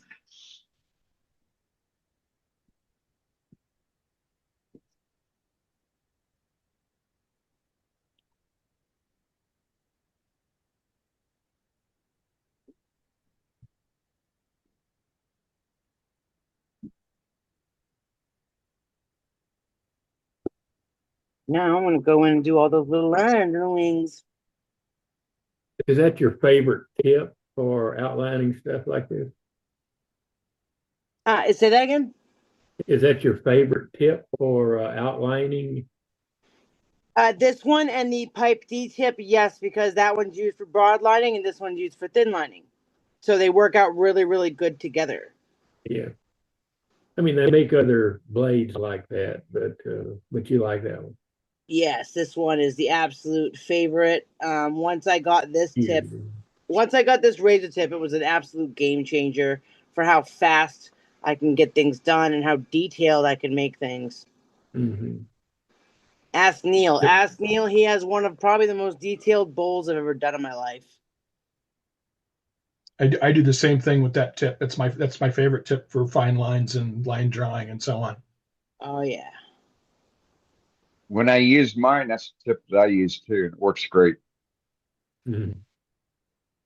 It's going to give you the best results for precise lining. I only used it one time, signed my name, and put it up. Yes. Let me go back to my antique pen. Question on the wood. Can you do this on a wood that has more pronounced grain, or do you Okay. Sort of like ash versus basswood, say, sort of a thing. Okay, so are you talking about like an open grain, like Yes. fibrous, Yes. like oak? Yes. Yes, you can, but I don't particularly care for it. Everyone knows I don't like oak at all, but it can be done. The problem with oak is because it's such open grain wood and it's so hard instead of dense in other areas, but yet so soft in others. Because of that open grain, it's very, very difficult for it to keep to hold a burn and have it be precise without it like yeah, a residual burn is what happens around the actual burn line. So like for example, let's see if I can show you guys close up and up. You see how there's a lot of like a little bit of a brown hue around this line? Yes. Okay, that's residual burn. Right. This line, because it's so much smaller, doesn't Clean. have a lot of residual burn. Well, in open grain woods, you're gonna get a lot of residual burn. It's Therefore, going to travel. it makes it look like the line is bleeding. Right. So, question, Nikki. Yep. What is the best tip to just sign your name? The best tip to sign your name. Would it be a skew tip? A skew tip, or let's see. Are you using a razor tip or the other unit that I'm using? No, it's a question in the Oh, it's a in question. the chat Okay. here. I use a skew tip on my Blackhawks. So To sign your name, I would use probably a razor tip or a skew tip. Yeah, or something like this. something real fine, sharp. The skew works Low. decently, but the balls work better. They do. The Okay. ball tip would work fantastic. Here's a ball tip. Yeah, that's what you That want to works use. great, especially This- for It'll hand go- grading.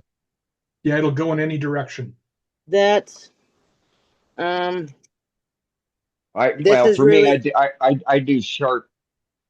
When I was doing it, I do sharp directions for my name. So, but yeah, I can see where the ball would work good. Yeah, heck yeah. All right, You good. also got this one. Mm-hmm.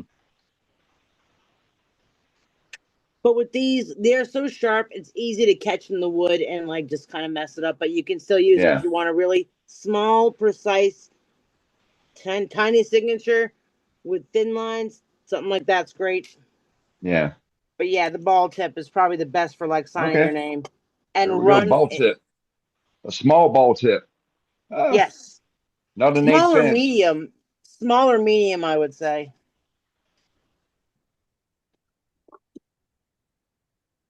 Very No, good. the small one, defer 8 thou, I believe. I defer to the pros. I can't talk about my acumen on the wood burner like I can with a laser pecker. You mean you've actually used the wood burner a little bit, right, Dean? Yes, I have. Yeah. There you go. Yep.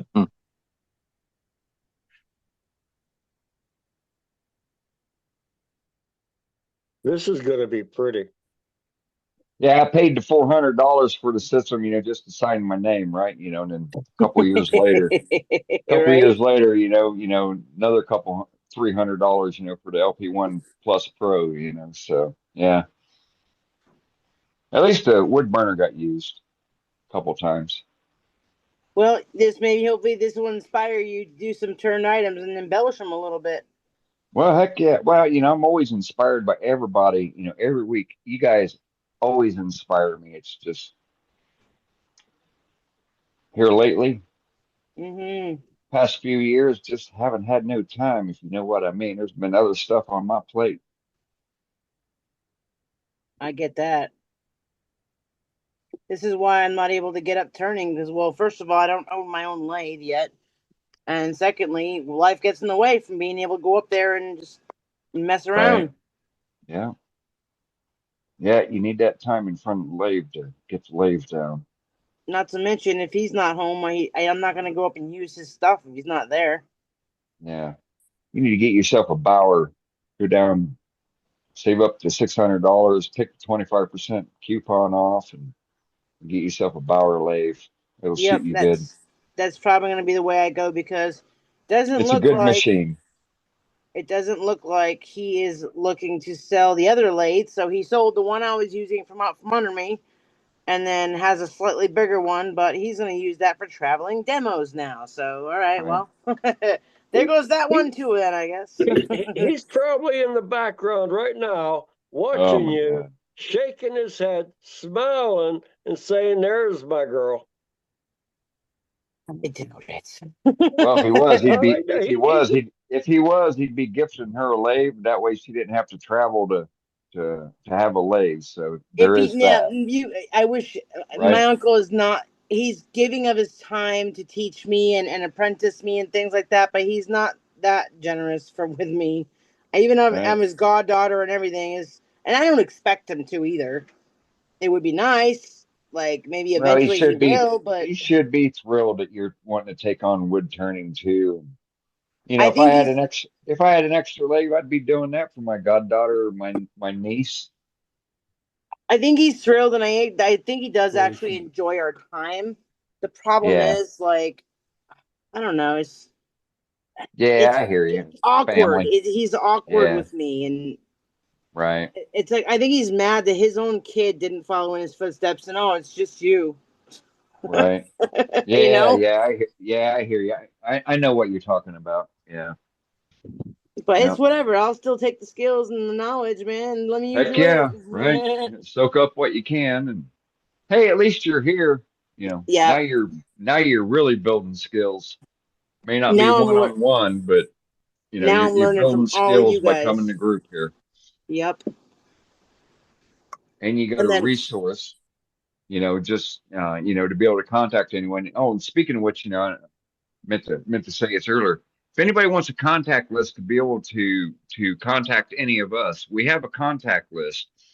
But you have to email to Dave Rose at webmaster at worldwidewoodturners.org, or you have to email me at dan@dfa@gmail.com to be able to get that contact list. And we do that because we don't want to put it out on the website where hackers could do anything, should they be able to get into our website, which, to date, they haven't been able to do, but, hackers are pretty damn good, today, but we got the best webmaster in the world. So he keeps that under lock and control. So that's why we don't put it out there on the website, but we have a contact list, contact us. We will email it to you. And if you want to be on that contact list, all you got to do is put your details into the chat here, and Dave will add it to the contact list for the future list. And it's a great resource when you want to get a hold of somebody that specializes in something like wood burning. Go through. Oh, there's Nikki. I can call her up. I'm trying to do this, and she'll talk to you and walk you through it and turn you into a pro, in a matter of minutes or hours, depending on how much time you got. So, it's I a have great been doing resource. this for 35 years. So, speaking of which, I need to email a contact list to somebody. Hey, Dane, I don't have one either. This is Dewey. I don't have one of those. I wonder if you could send one to me. Dewey, I've sent you the latest one. Contact list? Yes. Well, maybe I've got it and I forgot about it. I'm sorry. After all, Nikki, that damselfly or dragonfly you're working on, it's actually a little closer to us than the lotus flower, right? So would you do the outside perimeter of the burn of that dragonfly with that thicker wire? You said could you use those to make things look closer? I could, I might take the ball tip and just go over the dragonfly a little bit for a little bit more broader outer line. Or do a little bit of pulling away from the lines with the shading tip too. Yeah, when you're shading, you're going to be pulling away from any of the lines that you started, and that's what's going to get you the shade. Okay. So I'll show you. Like, what did you? Is there something specific you wanted me to? You wanted me to do the outside of the dragonfly? Because I don't want to do a broad line too much on the outside of the dragonfly. The lotus Okay. flower. No, I could do was that. asking if you would. I will. Yes, the lotus flower. Dewey, check your email. Okay, I've got the one for it's dated in December of 23. I just sent you an email. Okay, I'll do it. Thank you. You're welcome. You're a good man. Well, thank you. Tell anybody that will listen to you what a great man I am. Oh, I do it all the time. I do it all the time. Thank you, sir.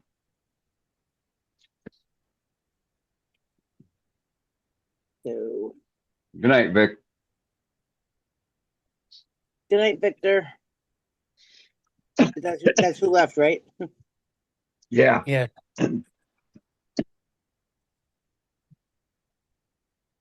The whole design, some of that you said you drew freehand.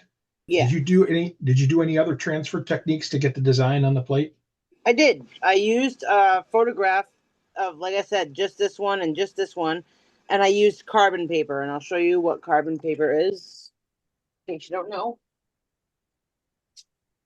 Carbon paper is simply an ink-sided paper that I would put a picture down on, and then trace the picture that I want onto the wood, and it images on the wood. Thank you very much. That's You're great. welcome. There's also another technique you can use, but I don't use it just because, well, I don't have a laser inkjet, or you can use tattoo transfer paper. I don't know how to do it either because I don't use it.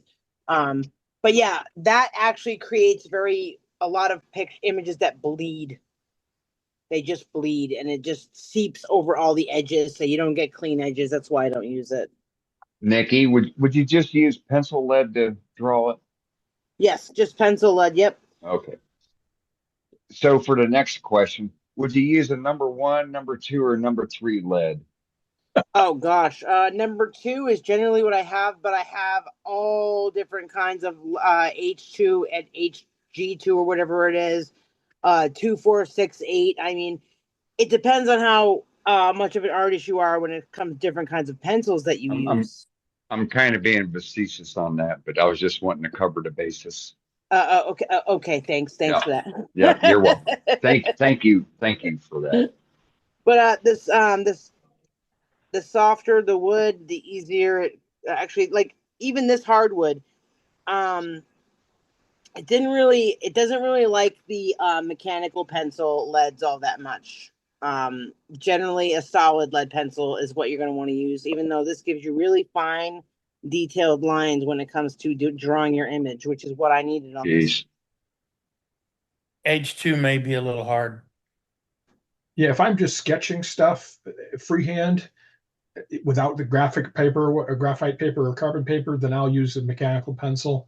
But yeah, if you're tracing stuff in like she showed with the carbon, then I would use a good solid pencil. I mean, I'm oftentimes if I want to, sometimes I'll have to use a pen to transfer. If I'm using an actual photograph to go onto the carbon paper, a pen is best for getting the lines that you want, like when the details you want from the picture. Just to make sure that if I have to sand it for any reason, that ink is going to stay on that board. But pencil works just as well. It's just my own preference. That's all. Everybody is different. Everybody uses what works best for them. But yes, just regular sketching. I just use regular pencil. I haven't even broken out my like artist pencils with all the different H2 and all that Dennis. different lead. Yeah, well, I was thinking for drawing directly on the wood, an H2 drafter's pencil may be a bit hard. Yeah, most likely.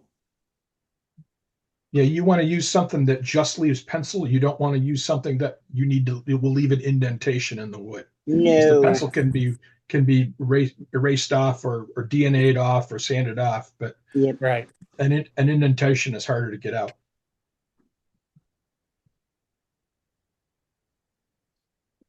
Look at that dragonfly. Woo! It's coming along. That's crazy. And then some of those damselflies are the ones that, that have the larvae that make the little doodle bugs in the ground that eat ants and other little critters. All right, now we can go and broadline the flower. You mean lace wings? Huh? No. Well, they're not. I think they're properly called lace wings, but now what I'm going to do is, you guys always, if you're going to use the razor tip, you're going to want it, just because you're changing pens, don't ever pull it out when it's on. Always turn the unit off. We're talking safety. Turn the unit off and then take the pen off, plug it in, and turn it back on, and wait 3 minutes for it to heat up fully. And while I'm waiting for that to heat up, I move on to a different part of the picture. I'm going to broadline this lotus flower, just so it stands out. Oh, okay. And then I'll do some shading of the lotus so you guys can see that part. You guys remember I put it down to a 500, so that's all I'm doing right now is working with the 500.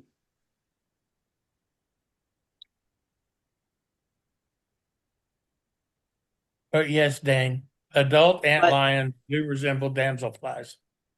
Yep. I'm gonna jack it up to a 550 because it's a little too low for this particular density of wood. So 500 is too low. I'm gonna go raise it up to another 50 degrees.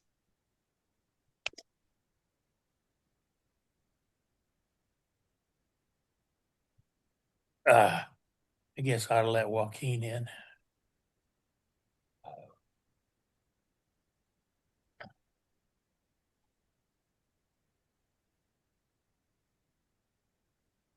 Now, whenever you do what you're doing now, do you always go in and do the thin lines first before you do the broad lines? Yes, overall? because that will help me determine if I even want to do broad lining to it. I'm still going to jack this up another 25 degrees to 575 because I'm not happy with the burn yet. But I'm going up a little bit at a time until I get the satisfactory burn line that I want. But yeah, I always go in and do the thin lines first, unless I know for a fact, like for example, if I jack this up to 750, I can go in and do all these tree stumps, all these tree limbs right here. You know what I mean? Yeah. So, but we want to see this first. Hold on. And now it's a nice easy drag at a 575 to broaden the line up a little bit.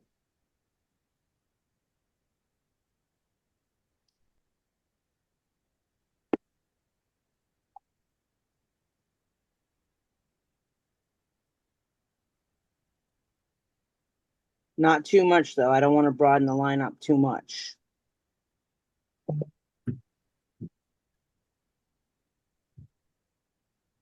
So this is where experience comes in. Yes. This is where experience comes in because, I could just put that on a 750 and get a bore line like this, a really, really dark one. But I don't want that. I want just a slightly right between this and this gives you that. Cool. Okay. And that doing things like this is what gives you dimension in the whole picture.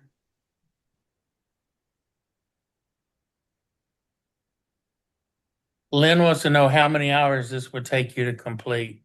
This is going to take anywhere from 12 to 15 hours. Dang.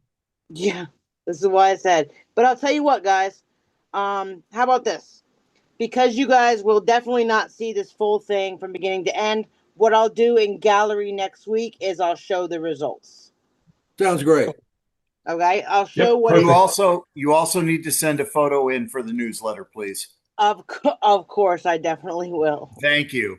The reason I haven't sent anything in the newsletter yet is because you guys are turners and I don't turn a lot, so I don't have much to show except for all the burns that I do. But this is completely embellishing. This is completely applicable to what applicable. we do. Yeah, you can do it. Nikki, I am front and center right now. Continue, go. So I just, Afrodama. biting my tongue. Joe, help me out. Nikki, if you could write up a process with the equipment that's required to be able to do what you're doing right here, not the entry level, halfway's getting there, write up an article about what you're doing here. Take photos as you're completing this and submit it and explain what you're doing. Take a photo. You take a photo of the tippet you're using for a specific process, that line that you're cutting, and put it into the newsletter. That would be so beneficial for the group. And then, along with all the other people that watch it on the rewind because they're not able to be here, because we've got about, I don't know, 1,000 people that watch this stuff the week later after we get the video posted. And they love what we're doing here for our demos, and some of them even in the comments on the YouTube they ask or they send me a comment, or they send JJ or the webmaster Dave Rhodes, how was this done? I don't fully understand what was going on here. Nikki, drop the paintbrush so we can see the tip. It's blocking the tip. I'm sorry. Thank you. That's okay. I just want to see the strokes. Thank you. And I if you're am worried learning, I'm actively learning. You're doing something I am trying to learn how to do right now. So this is fascinating. I'm so glad you guys are enjoying this. I thought I was going to be a big flop. Oh God, no. This is amazing. If anybody is worried about their writing skills, you can email it to me and I will turn it into a polished piece for the newsletter. There's various people that will send me their write-ups, and I'll rewrite it, but I don't lose any of their context. So there's no issue with that, so don't feel like, oh, I don't spell good, or I don't punctuate properly, or I use run-on sentences. Don't worry about that, because I can take care of that. If you send it to me and you're worried about that, I'll polish it up, and then I'll send it off to JJ, and then it goes in the newsletter. Ain't that right, JJ? I also actually was trained to do that. So if you need help with your writing, don't hesitate. That's literally what I did for 15 years in the Navy. Was help moderately literate sailors sound like they knew what they were talking about. Right? Yeah, right? It's called Very good. technical writing. I did that too. Yeah. So, There's several of us who have some ability. Yes. So There's several of us got skills for that. So I don't know if you guys write can see it. we write a lot better than we sound online. Absolutely. I don't know if you guys can see the debris on the tip right now. Yes. Yeah. Yep. Yeah, you got to clean that off. See all that? Oh, look, you didn't use sandpaper. Oh, and look at that. It kept all the metal on there, and what a concept. What a concept. my burner set came with sponges, and I haven't wet them or used them yet. Oops. Well, there's a reason why they come with sponges. Because they're not going to include sandpaper, and even though they do, some do include sandpaper. One caution, Roger, if you use AI to write, please let me know you used AI to write. There are some legalities involved. I'm not saying don't use it. If you need AI to help you write, that's fine. But please tell me so that I can accredit it appropriately. Billy, what burner did you get? I don't know. I've had it several years now.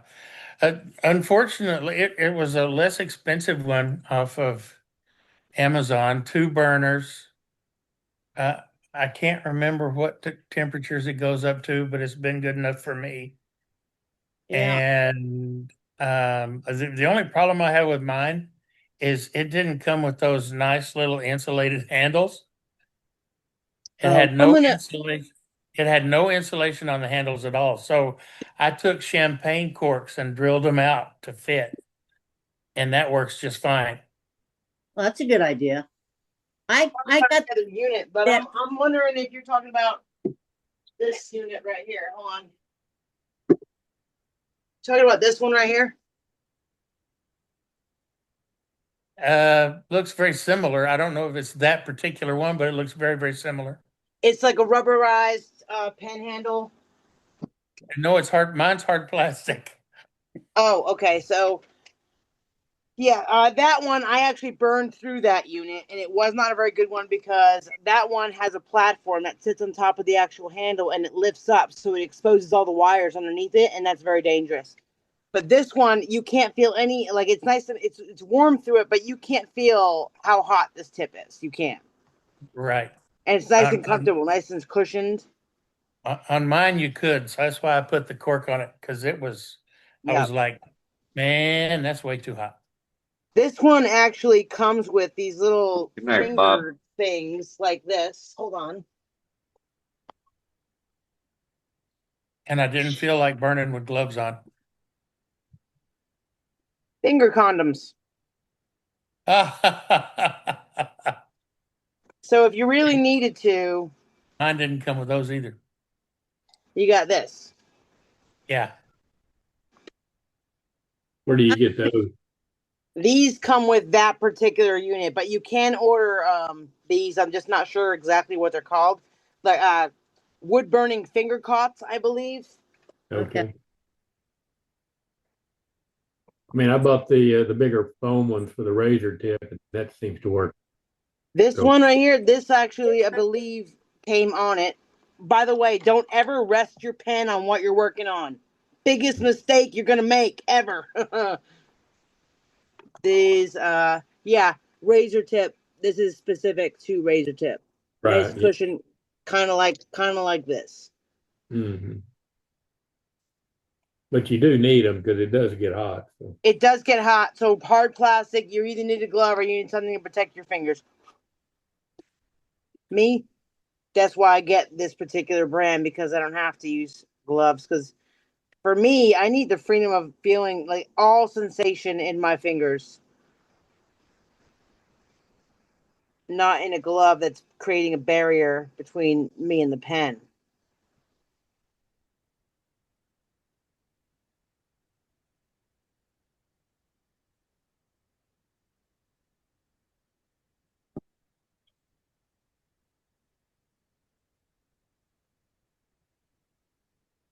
See, with me showing you guys this, nobody's going to want to send me any bowls for me to do for them. Damn it. Oh, yeah. Trust me. I'd rather you do it than me. I'm actually planning a piece specifically to send you. Awesome.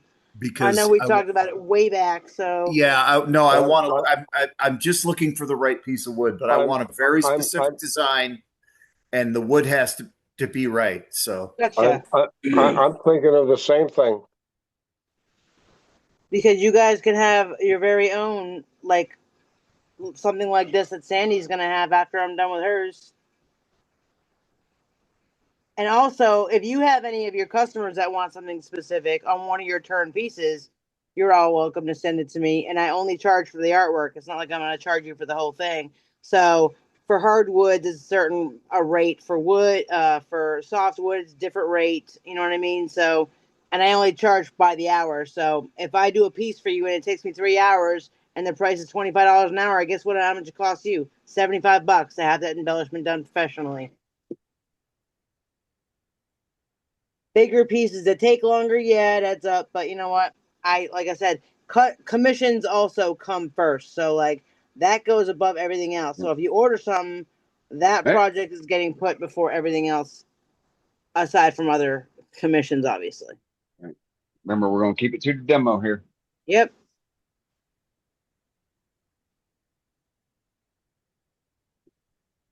That's looking really great, Nikki. Thank you. I appreciate it. I am about ready, once all these lines are done, to get start and do some shading in of both the lotus flower and the dragonfly, so I can show you how the shader tip works. Yeah, that'd be great. Your units top out at what temperature? These Celsius at 750, but at Fahrenheit it's about 1350. Right. But the digital readout is going to read out at Celsius, not Fahrenheit. Gotcha. Which is why I tell you both. Now, I want you to understand something about this particular tip and the pipe tips as well as the shader tips. You can actually use these for shading as well. I'll show you what I mean by that in just a minute by starting off shading with this tip. The reason I use the tips that I do almost all the time is because they're all so versatile. And once you learn to use the certain tip to do everything you need it to, you kind of don't need very many more. Kind of like when you guys find your favorite turning tools, you know what I mean? Your favorite turning tools, you tend to try to learn how to use those particular tools on more than one cut. If I'm wrong, I'm wrong. I haven't been doing that for very long, so. No, you're right. You know, you can use that same tool and make several different cuts. Mm-hmm. So it's just like these tips on these burners is this tip can be used for many different things. Right.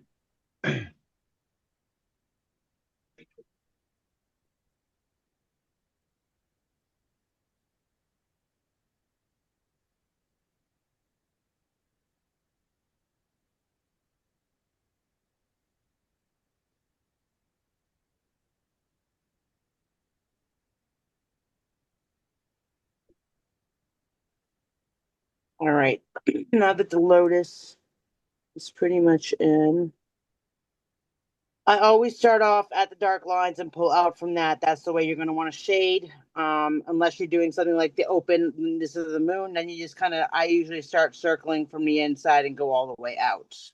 But we'll get to that at a different time. Right now, I'm going to start doing the outside of the lotus flower petals.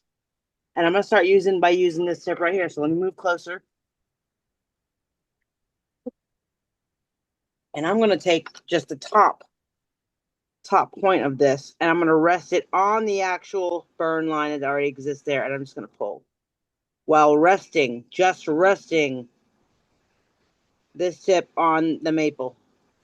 And as you keep dragging it over one particular part, you're going to notice it keeps getting darker and darker.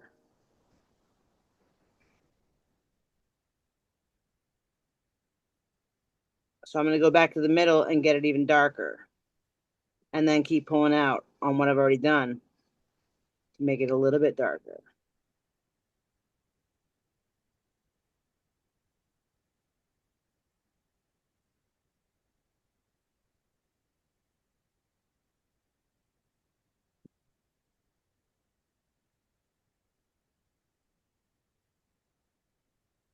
And you go to the desired shade that you want. Just by getting it slightly darker as you go out to the tip, like that. Cool. Now I'm going to switch to a different tip.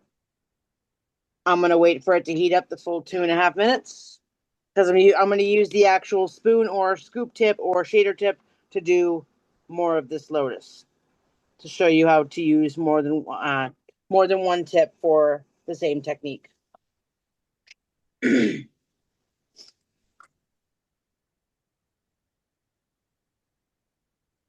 While I'm waiting for that to heat up, I'm going to use the ball tip. And I'm going to start. I have a weird question. Can you Ooh, this one's not working out very well. Would you possibly do something like spritz the surface to have an effect on your shading? To like just add a little moisture to keep it lighter or anything like that? Would you ever? No. And the reason why I say that is because if you want to make it darker pretty quick, you can do that. Okay. But the reason I say that is because when you wet the wood, I mean, maybe it will keep it lighter. I don't think I've ever used that technique, but from what I've seen, when I wet wood, it just takes the burn quicker. Really? Okay. Try it though. Try it out for yourself. Uh-huh.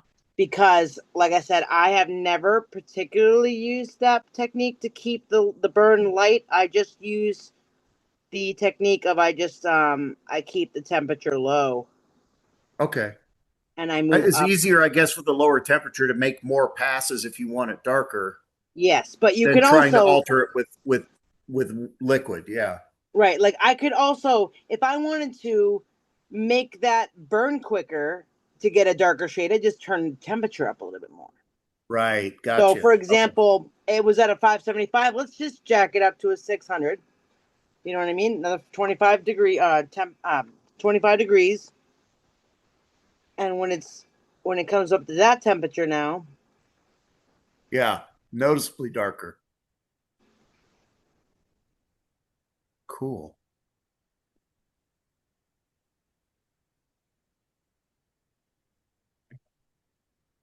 Is that a little ball tip right there? This is a ball tip to show you how you can use it for lining. Awesome. Thank you. Is that the same ball tip you would use to do the stars? Yes. Although I do have a bigger one, so I might end up switching the smaller one on my other unit for a larger one that I have for it to do some of the larger stars, and this would be used for the smaller stars. So, like,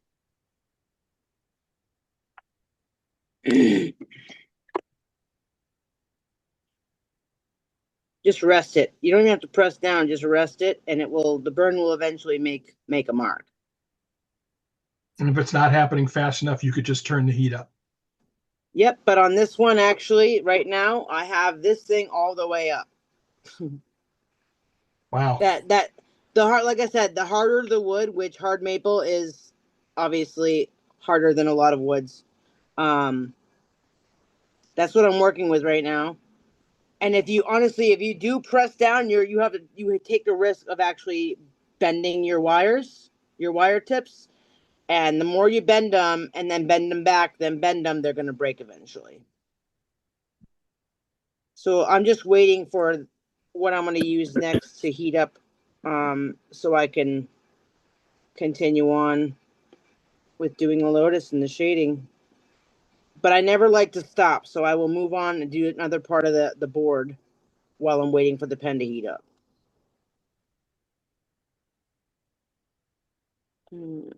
Start right there. All right. Now we're going to take the shader tip or the spoon or scoop tip, and we're going to just go around and start pulling, like I said, pulling from, see how that changed? See how that happened so much faster than this did? Yeah.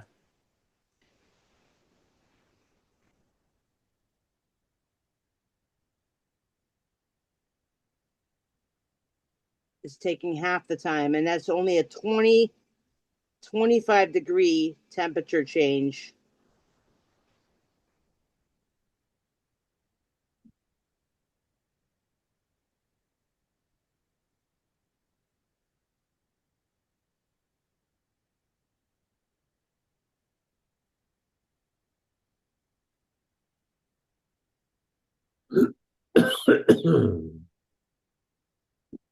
Go to this one. Now you got to be careful. I don't want to go through the dragonfly, so I have to go on the other side of his body and start pulling up that shading.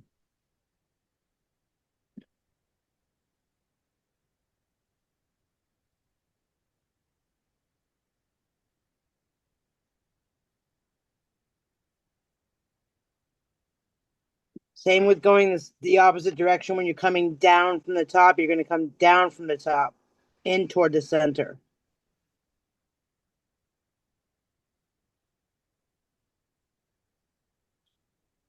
Night, Lynn. Say that again. I said night, Lynn.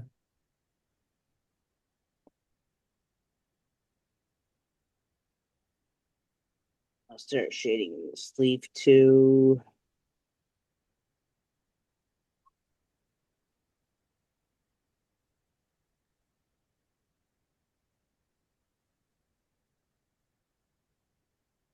And because this is a leaf, I'm going to take the shading almost all the way to the other edge.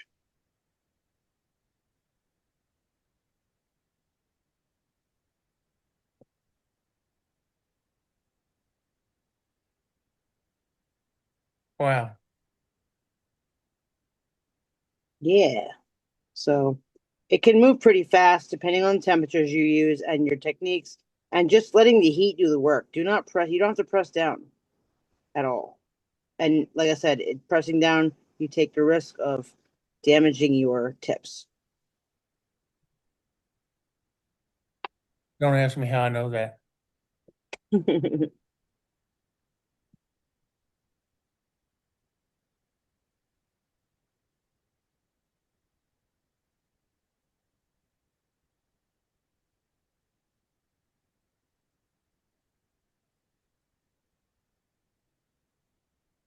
You can literally, if you have it on a good temperature that you know you're working with, you can really get some smooth strokes in there and give it some dimension just by the direction you drag it in.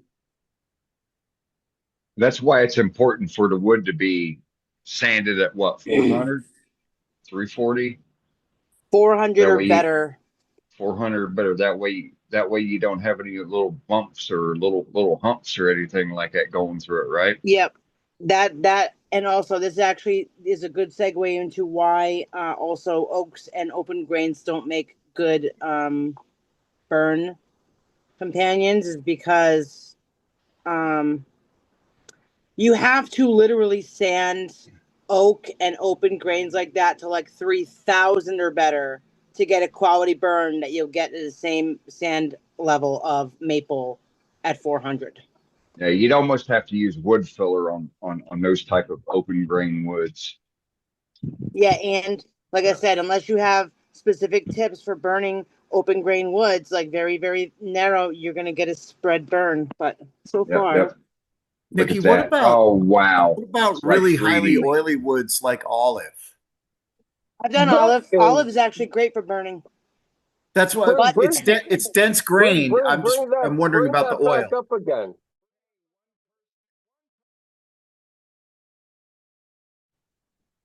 There's half of it anyway in the leaf right there. And then do you guys want me to start adding highlights so you can see that aspect of it? Yes. Matt's got a question, and then Al's got a question. Okay. I do not have a question, Dane. Go ahead, Al. That's JJ. It's JJ. JJ. I'm sorry, JJ. So my question with olive is the dense grain woods, say like olive or maybe cocobolo, they're very oily, but they're very, very dense grained. Is the oil a factor? Yes. Anything that has oil or sap or anything like that is going to be a factor because the heat is going to make it boil. Okay. Okay. And the boil is going to affect the burn. It's going to create residual burn and it's going to just seep. Okay. So you can burn on them. You're just may not. It depends on what you're doing. And it depends on the effect you want to go for, really. But you've not had a problem with the oils in olive wood. No, not really. Olive's okay. Okay. Yep. Olive's not that oily. Your best woods are very consistent grained, lighter woods because they show the burns better. Yes. So a wood like box elder or hard maple, those work fantastic. Yes. I would say unless it's a very, very light or sap wood of walnuts, the darker the wood, the harder the burn is to see, put it that way. Especially when you add finish and it makes it even darker. Yeah, birch works really well too. Birch, yes, birch. Pine sucks because it's so pitchy and it's open grain, so there's really more problems existing in that, but I still burn it. Yeah, it's almost too soft. Cottonwood is very, almost very too soft. soft too. Very soft, very low temperatures with that. Well, one positive attribute with walnut might be because it lightens with age. Actually, it does not darken like most woods. Oh. Because it lightens with age, your burn would show up. Well, it's still much darker than say a maple is or a box elder or a birch. Very true. What about cherry? Cherry is great for burning. Okay. I can show examples of all of that when Nikki's done. Well, hey.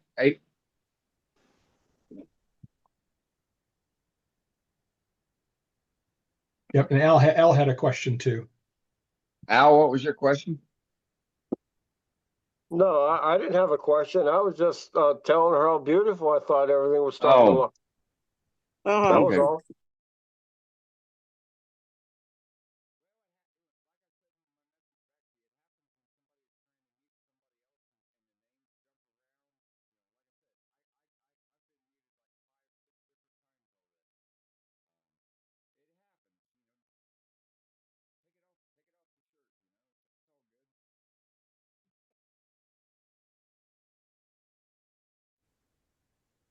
I got to tell you, Nikki, that the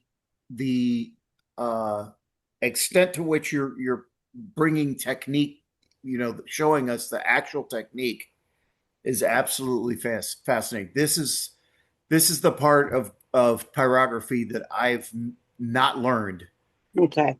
And So- doing it by doing it by trial and error is frustrating as hell. So this is really cool to see. Thank you. You're welcome. I want to show you that sweeping technique I was just doing with the shading is going to be your best friend. Okay. Yeah. Let me get a different piece of wood, even though it's not going to be the same kind. I wanted to show you what I mean. Hey, JJ, one of the things that helped me was I took a drawing class, like a pencil drawing class, and you learn shading techniques and it transfers. It's a real useful skill. Yeah, I've done that too, but that was 30 years ago. Okay, fair enough. I can't remember that. This one stinks. I don't even know what this is, but it stinks. So the technique I'm using right now is the sweep technique, and you're just gonna touch down. So literally, you're gonna go like this. Sweep, sweep, sweep, sweep, sweep. Very cool. Try to always touch down where the darkest spot is, so you can pull and drag, drag, drag. Cool. Drag. Can you tip that a little bit towards the camera so you can see a little better? That's great. Yeah, perfect. Yeah, what you don't want to do is you don't want to set the tool down and set it down, and you want to be moving when you hit the wood. So it's Otherwise, just used. otherwise you turn it into a post hole digger. You make a crater. So just the sweeping is the best way of doing it. Then. Resting, sweeping. Yeah. There goes a Sweeping. whole lot of debris. You can plant a flower in that one. You can put a rose in there. Yeah. Hey, Nikki, what Yes. what got you interested in the art? In art? Yes. Well, I mean, I started drawing when I was 6 or whatever, and I got really good at it by the age of 9. And my dad's like, "Let's see if we can add some more depth to what you're doing for art." And he gave me a solid tip wood burner, and that's where it all started. So age 9. And I've been interested ever since. I am a painter. I do diamond art as well. But because I'm colorblind now, painting is difficult. So I stick to doing this because I can see burn shades just fine.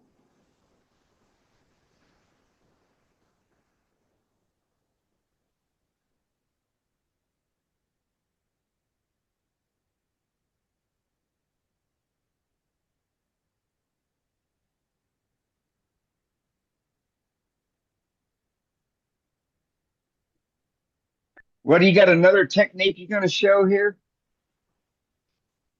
Which one was that? Yeah, you said you were going to show us a highlight.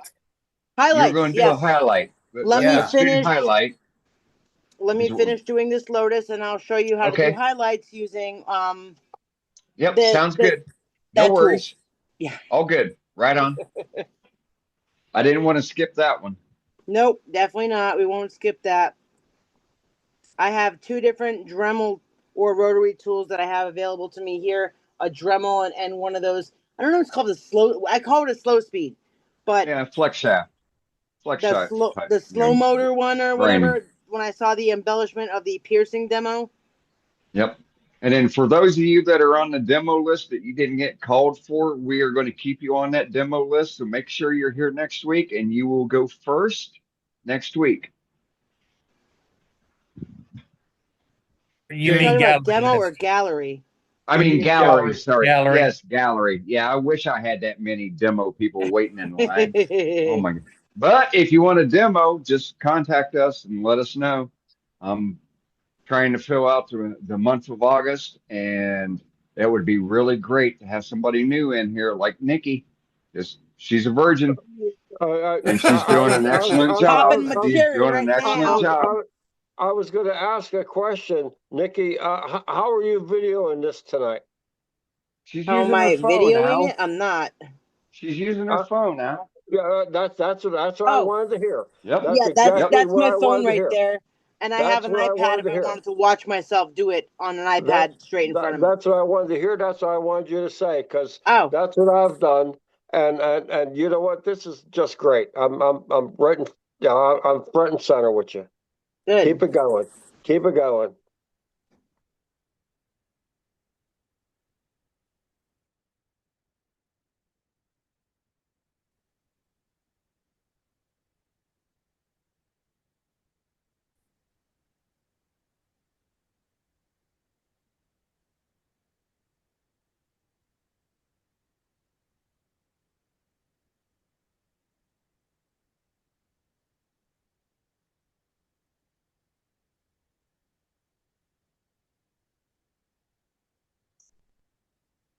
Yeah.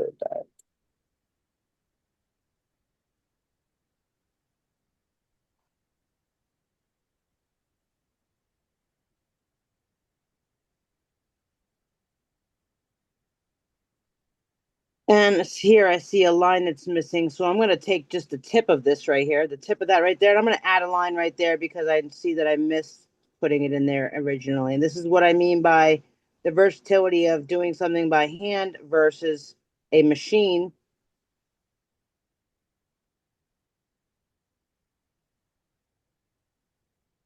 There we go.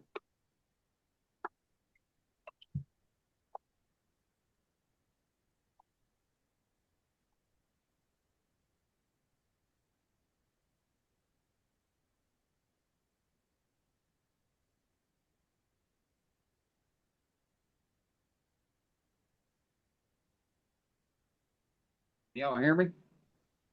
Yes. Here now. Oh no, I'm on my phone. What happened?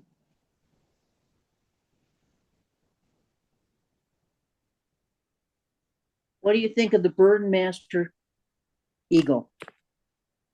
The Birdmaster Eagle. It's a 130 watt burner.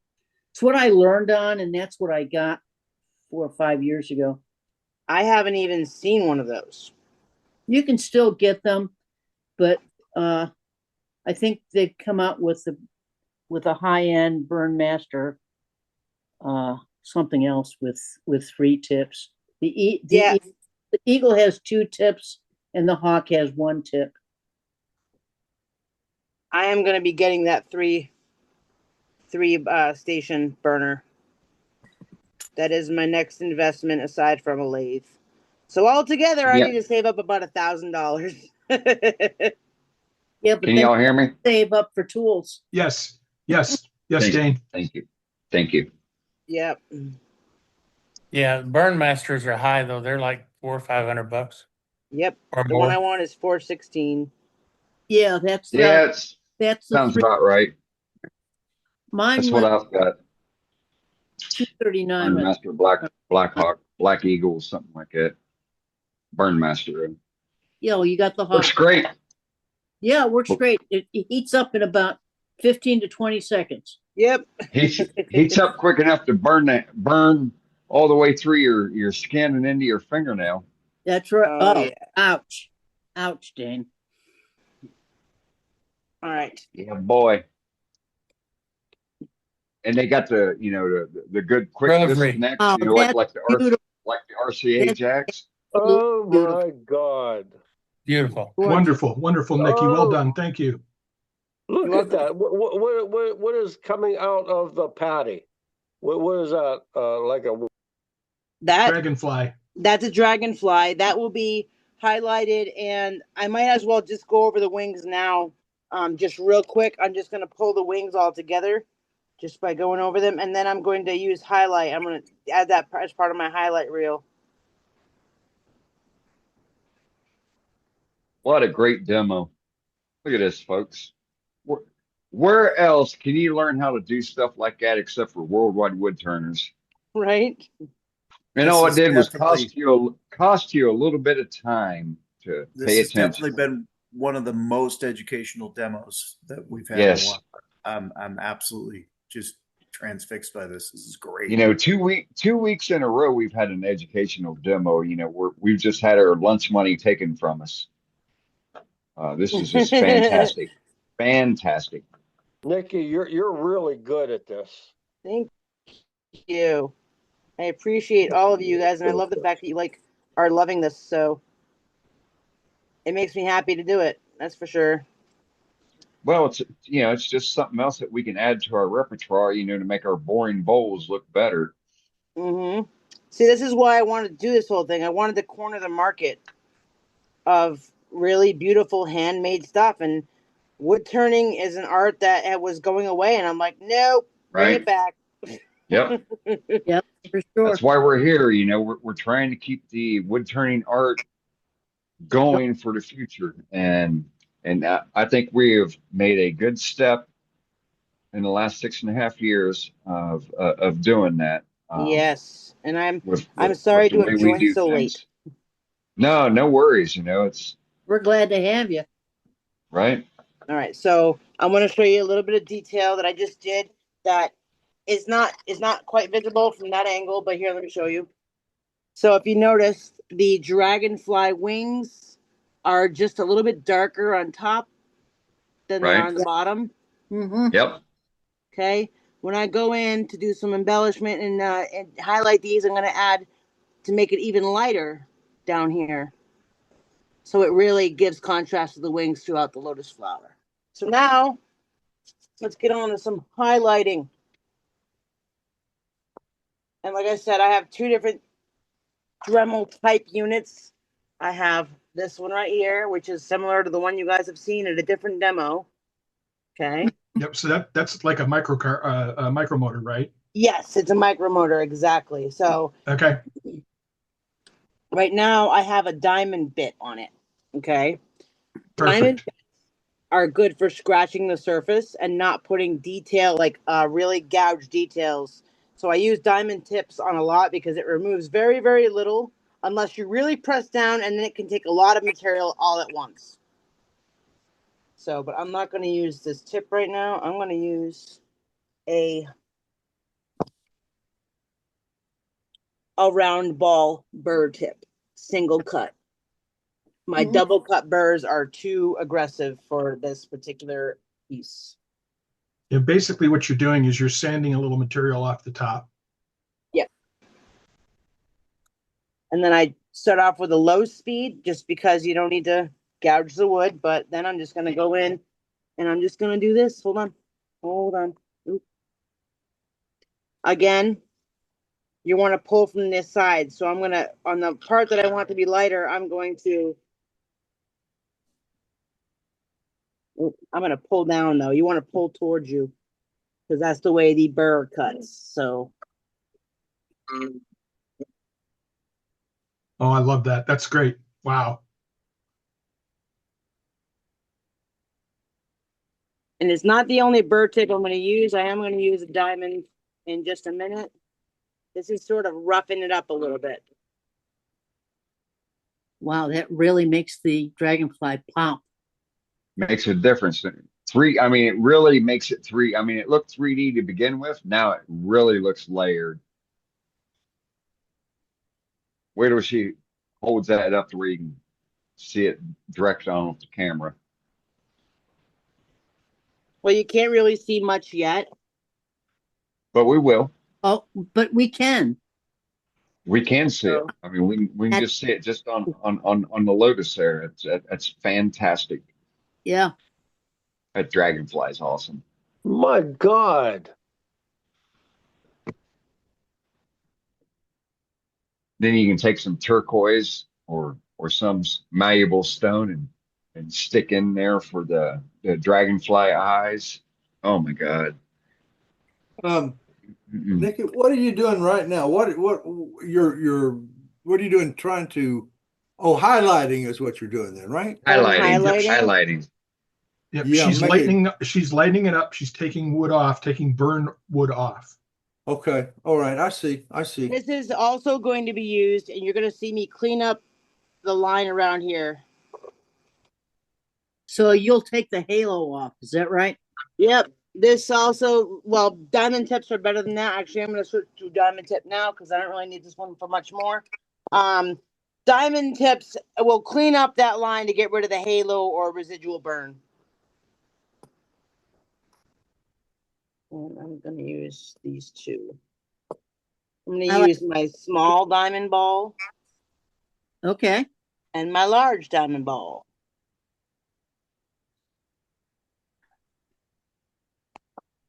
The reason I said halo is because it's a one-word syllable. It's easy for me. Okay. So question, you approach this piece and it's been sanded to 340 or 400. Yep. When you finish burning, do you then sand it again? Okay, so finish burning. You're not gonna put it back up on that lathe and sand it like that. You're gonna just hand burn. You're gonna just hand sand it with two different grits, usually with a sanding sponge. Okay. Or and you're like using here. fine grits, like 600, right? For example, because these are flexible, okay? Use these a lot, okay? Because they are flexible. Okay, it comes in different grits, but it's basically just a sheet. And you can just... Okay. My question, what kind of grit is the red? Well, they're all red, so it comes with... It's red paper. 80 grit, 120, and 220. Okay. So you're not going super fine. No. You're not going to go super fine. You're also not going to use the 80. Okay. Right. Yeah. You're going to use the 220. You're going to use the 220, and you can go up to a 320 if you really feel you need it, but you shouldn't. Okay. Basically, sanding after the burn is to get rid of all the little debris that's still stuck to the board, but is burned and is now debris. Right. Yeah. Okay. The little rough edges because the wood was essentially cut. Bingo. But you can. And there's a burr. In more aggressive situations, let me find one of my logo boards so I can show you guys. There's one up here. Hold on. All right. You can also use a tooth. You ought to scrub it with a toothbrush, guys. You can. You can also use steel wool. That will work too. Brown paper bags work. All right. There so you let's go. just take chips, right? This, because it's really deep. I mean, the stippling in this is really, really deep. Okay. Mm-hmm. When you get deep lines in here, okay, you can literally take a orbital sander and you can go around the board with more aggressive sandpaper, but it's going to take off some surface level burn that can just be reburned in. It's not going to take any of the depth out, and it's going to clean up those lines really friggin' crisp just by using sandpaper and getting clean lines in the burn. Right on. That's what I was looking for. Thank you. Yeah. How deep are the buildings? How deep are the what? Well, the geometrics behind Chico or whatever that word is. This thing? Chips. No, chips. The stuff in the background of the word chips. This right here? Yeah. That's not coming off with a sander. Well, that was my question. How deep is it? How deep is it? Oof. Not very deep. Okay. But deep enough that you're not sanding that out without gouging, without then creating a sand pocket from sanding it out. Did you do a stick well? You're not going to lay on the sander like you do, for a bowl when you got a horrible. Those are her trees. Those are her trees, and they were created with the skew tip, so they're decently deep. Okay, I'm sorry. Yep. To me, they look like city buildings. No, those are trees. Well, they could. Do you need to Because go Well, this is this is they Chip's would be exact city. logo as he had it on the picture that I used for it. So They would be old city buildings in Thailand. Well, They, yeah. they must have been 150 a years good ago. 1 millimeter deep, Sue. Okay. all right, here we go. All right, so let's finish up this technique here, and then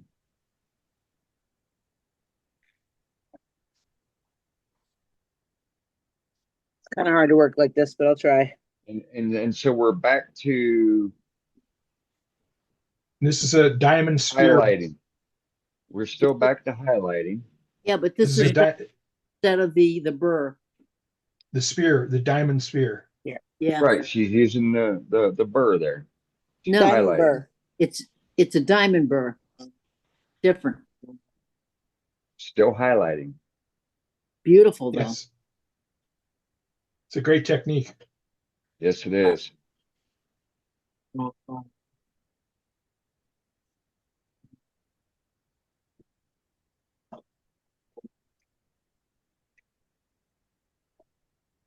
Ooh.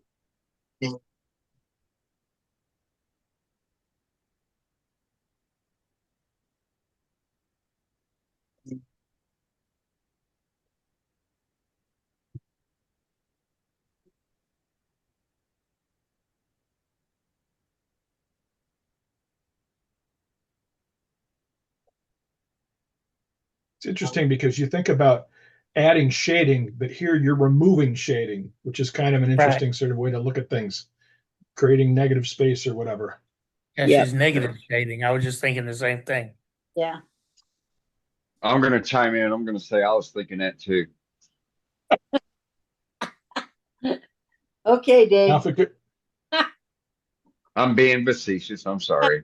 I now know if it that. can only figure out how to make your laser pecker do that. Hey, lay off the laser pecker. It's got enough mileage tonight. But we're after hours, Dane. We got about eight to 10 minutes more, and we'll go from there. All right. I'll behave. I'm sorry. No worries. I will too. I'll try to. You guys are Got bad. in late on this demo, Nikki. Do you make your own burning tips also? Not all of Yes, them. she does. Most of the time, it comes with it. But I do oftentimes have to make particular shapes of ones that I want specifically. Mm-hmm. So yes, I do Which make would- some of my own tips. Yeah. What you'll find, Bob, is that Joaquin. you end up making tips for very, like Nikki said, very specific things. Like I want to do a spiral texture, so I'll make a little spiral tip so I can I'm repeat very it aware. multiple times. Yeah. I'm very aware of Yep. making different tips and stuff. Do you have a Molly Winton? Do what? What was that, Matt?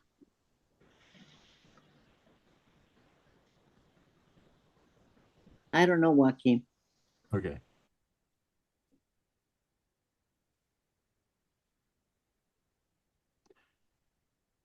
Yeah, I'm a mediocre wood burner and done flat work, but very impressive, Nikki, with your shading and stuff. I'm learning more Ever stuff. thought about using a burr or a diamond point to lighten the shading? That's phenomenal. Yeah.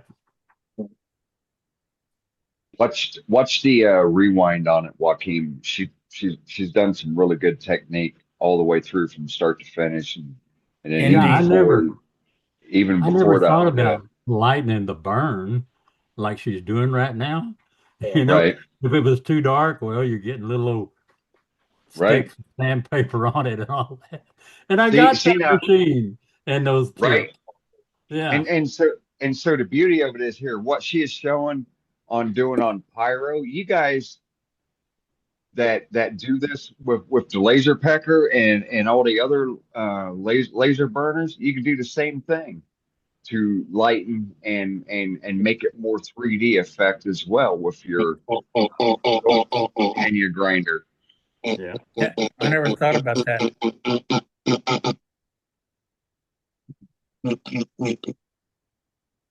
Hey, we got real time sound now.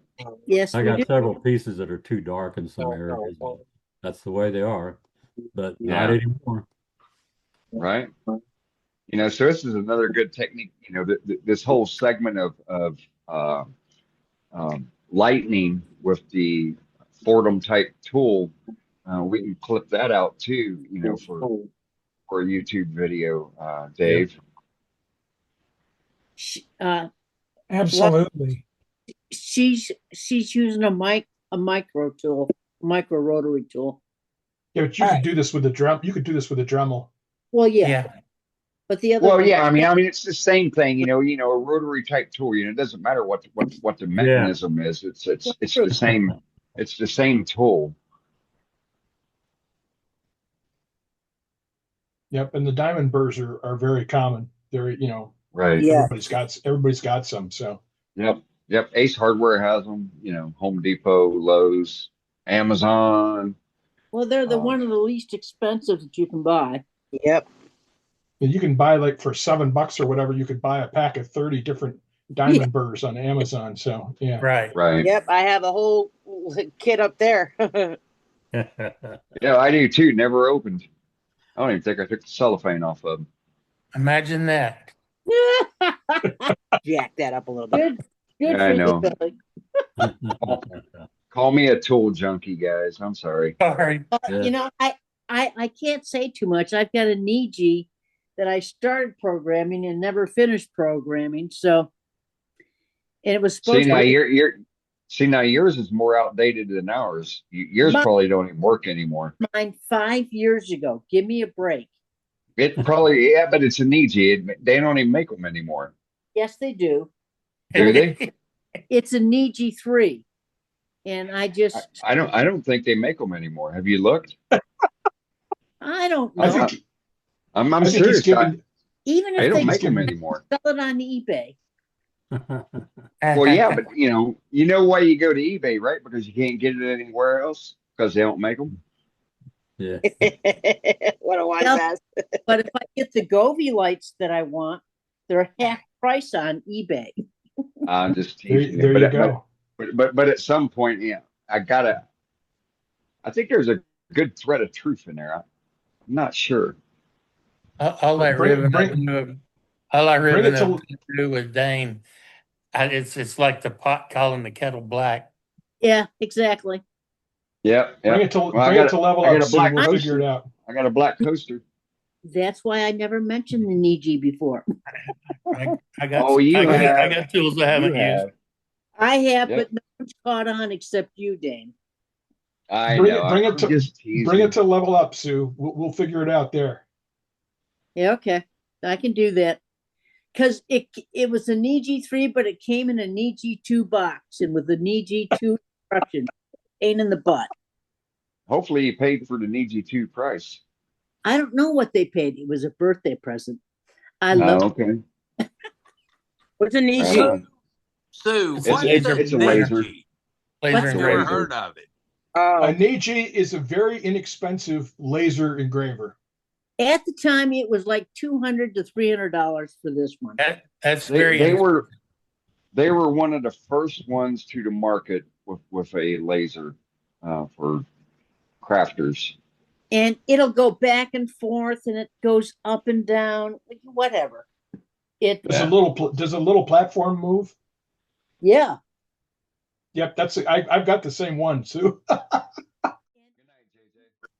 Now the one that that goes, it's longer than the one that Brenda. Dickie, you're gonna have to wait.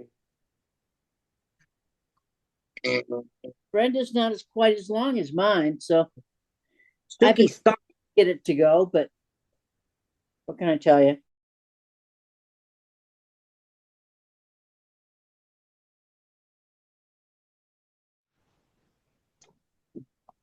Bam. Okay.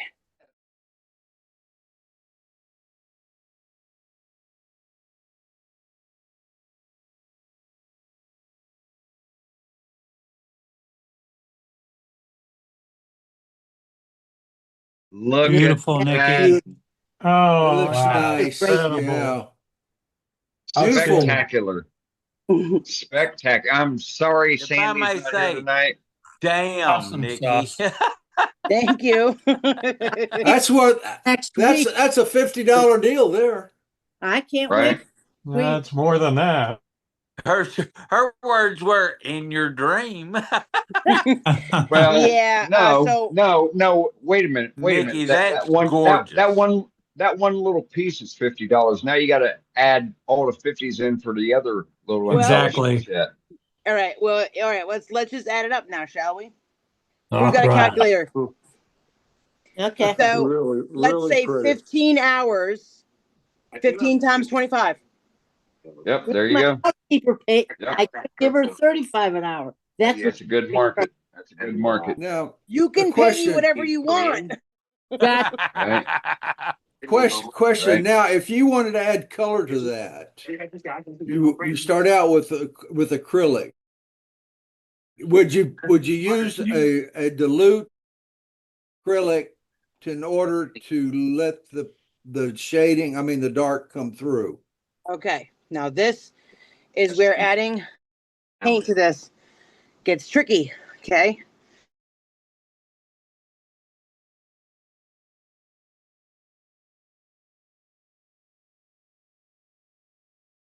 You're muted right now. say Okay. okay. The trick that I would use to add paint to this, it is going to be diluted, but it's not like you I would paint it on very, very lightly and use water to rub it in. Okay. Okay. Alcohol. On a Q-tip. Like on a Q-tip, you take the paint, you apply it at a very, very very, very light. Then you take a Q-tip, you wet the Q-tip, you wring it out, and then you just rub it in. Okay. What would be alcohol ink? Say that again. Well, a lot of times when you do engraving or whatever with your burn or with your carving tool, you can put dyes in and they won't go into the burn. They won't go into the burn? Right. Yeah, one of the things that the burn lines do is it severs the connection in the fibers, so you don't get bleed through. So using alcohol inks on burned pieces is a really smart idea. And that's what Are you saying it cauterizes the wood cells? Exactly. Pretty much. Yeah, baby. Oh. Yeah, baby. Boom. So it makes it really easy to paint, Pretty good but one. I like to make it look diluted. Come on, live mic. Okay, look at this. If you were to use alkaline markers, then you could dab it with Everclear, because that's really clear. Yeah. And that would, of course, don't smell at the same time, otherwise you won't walk out crooked. But nothing wrong with that. I know, really. But you need to experiment with that on a different piece of wood. But yeah, alcohol does not go past the burn. I'm going to have to look into that, because to do something better than what I'm doing right now for a better technique would really just be another game changer. Another elevator. Do you guys want to see an example of that? It was just a suggestion. You've Matt, I'm not a proponent of showing stuff after a demonstrator. But yeah, okay, all right. You know what I mean, right? You know what I mean, right? I do know what you mean. What we're saying is, this is what we've learned, and we've learned so much from you today. Let's share our knowledge. I'm glad you are, because to look into those types of markers, you said alkaline markers or alcohol markers. Okay. Alcohol markers. Yeah. I'm going to be looking into that pretty much as soon as we're done here. Because, like I said, if I have a better way of adding color when someone wants color. Now, I'm not adding color to this because I have not asked Sandy specifically if she wants color. True. But I think she said yes, because what I like to do is tie in other people's art with what I'm doing here. So not only is it her turn, she also uses paint and things like that to embellish her bowls as well. So I probably will too, just to tie it in even further to her. And I understand that.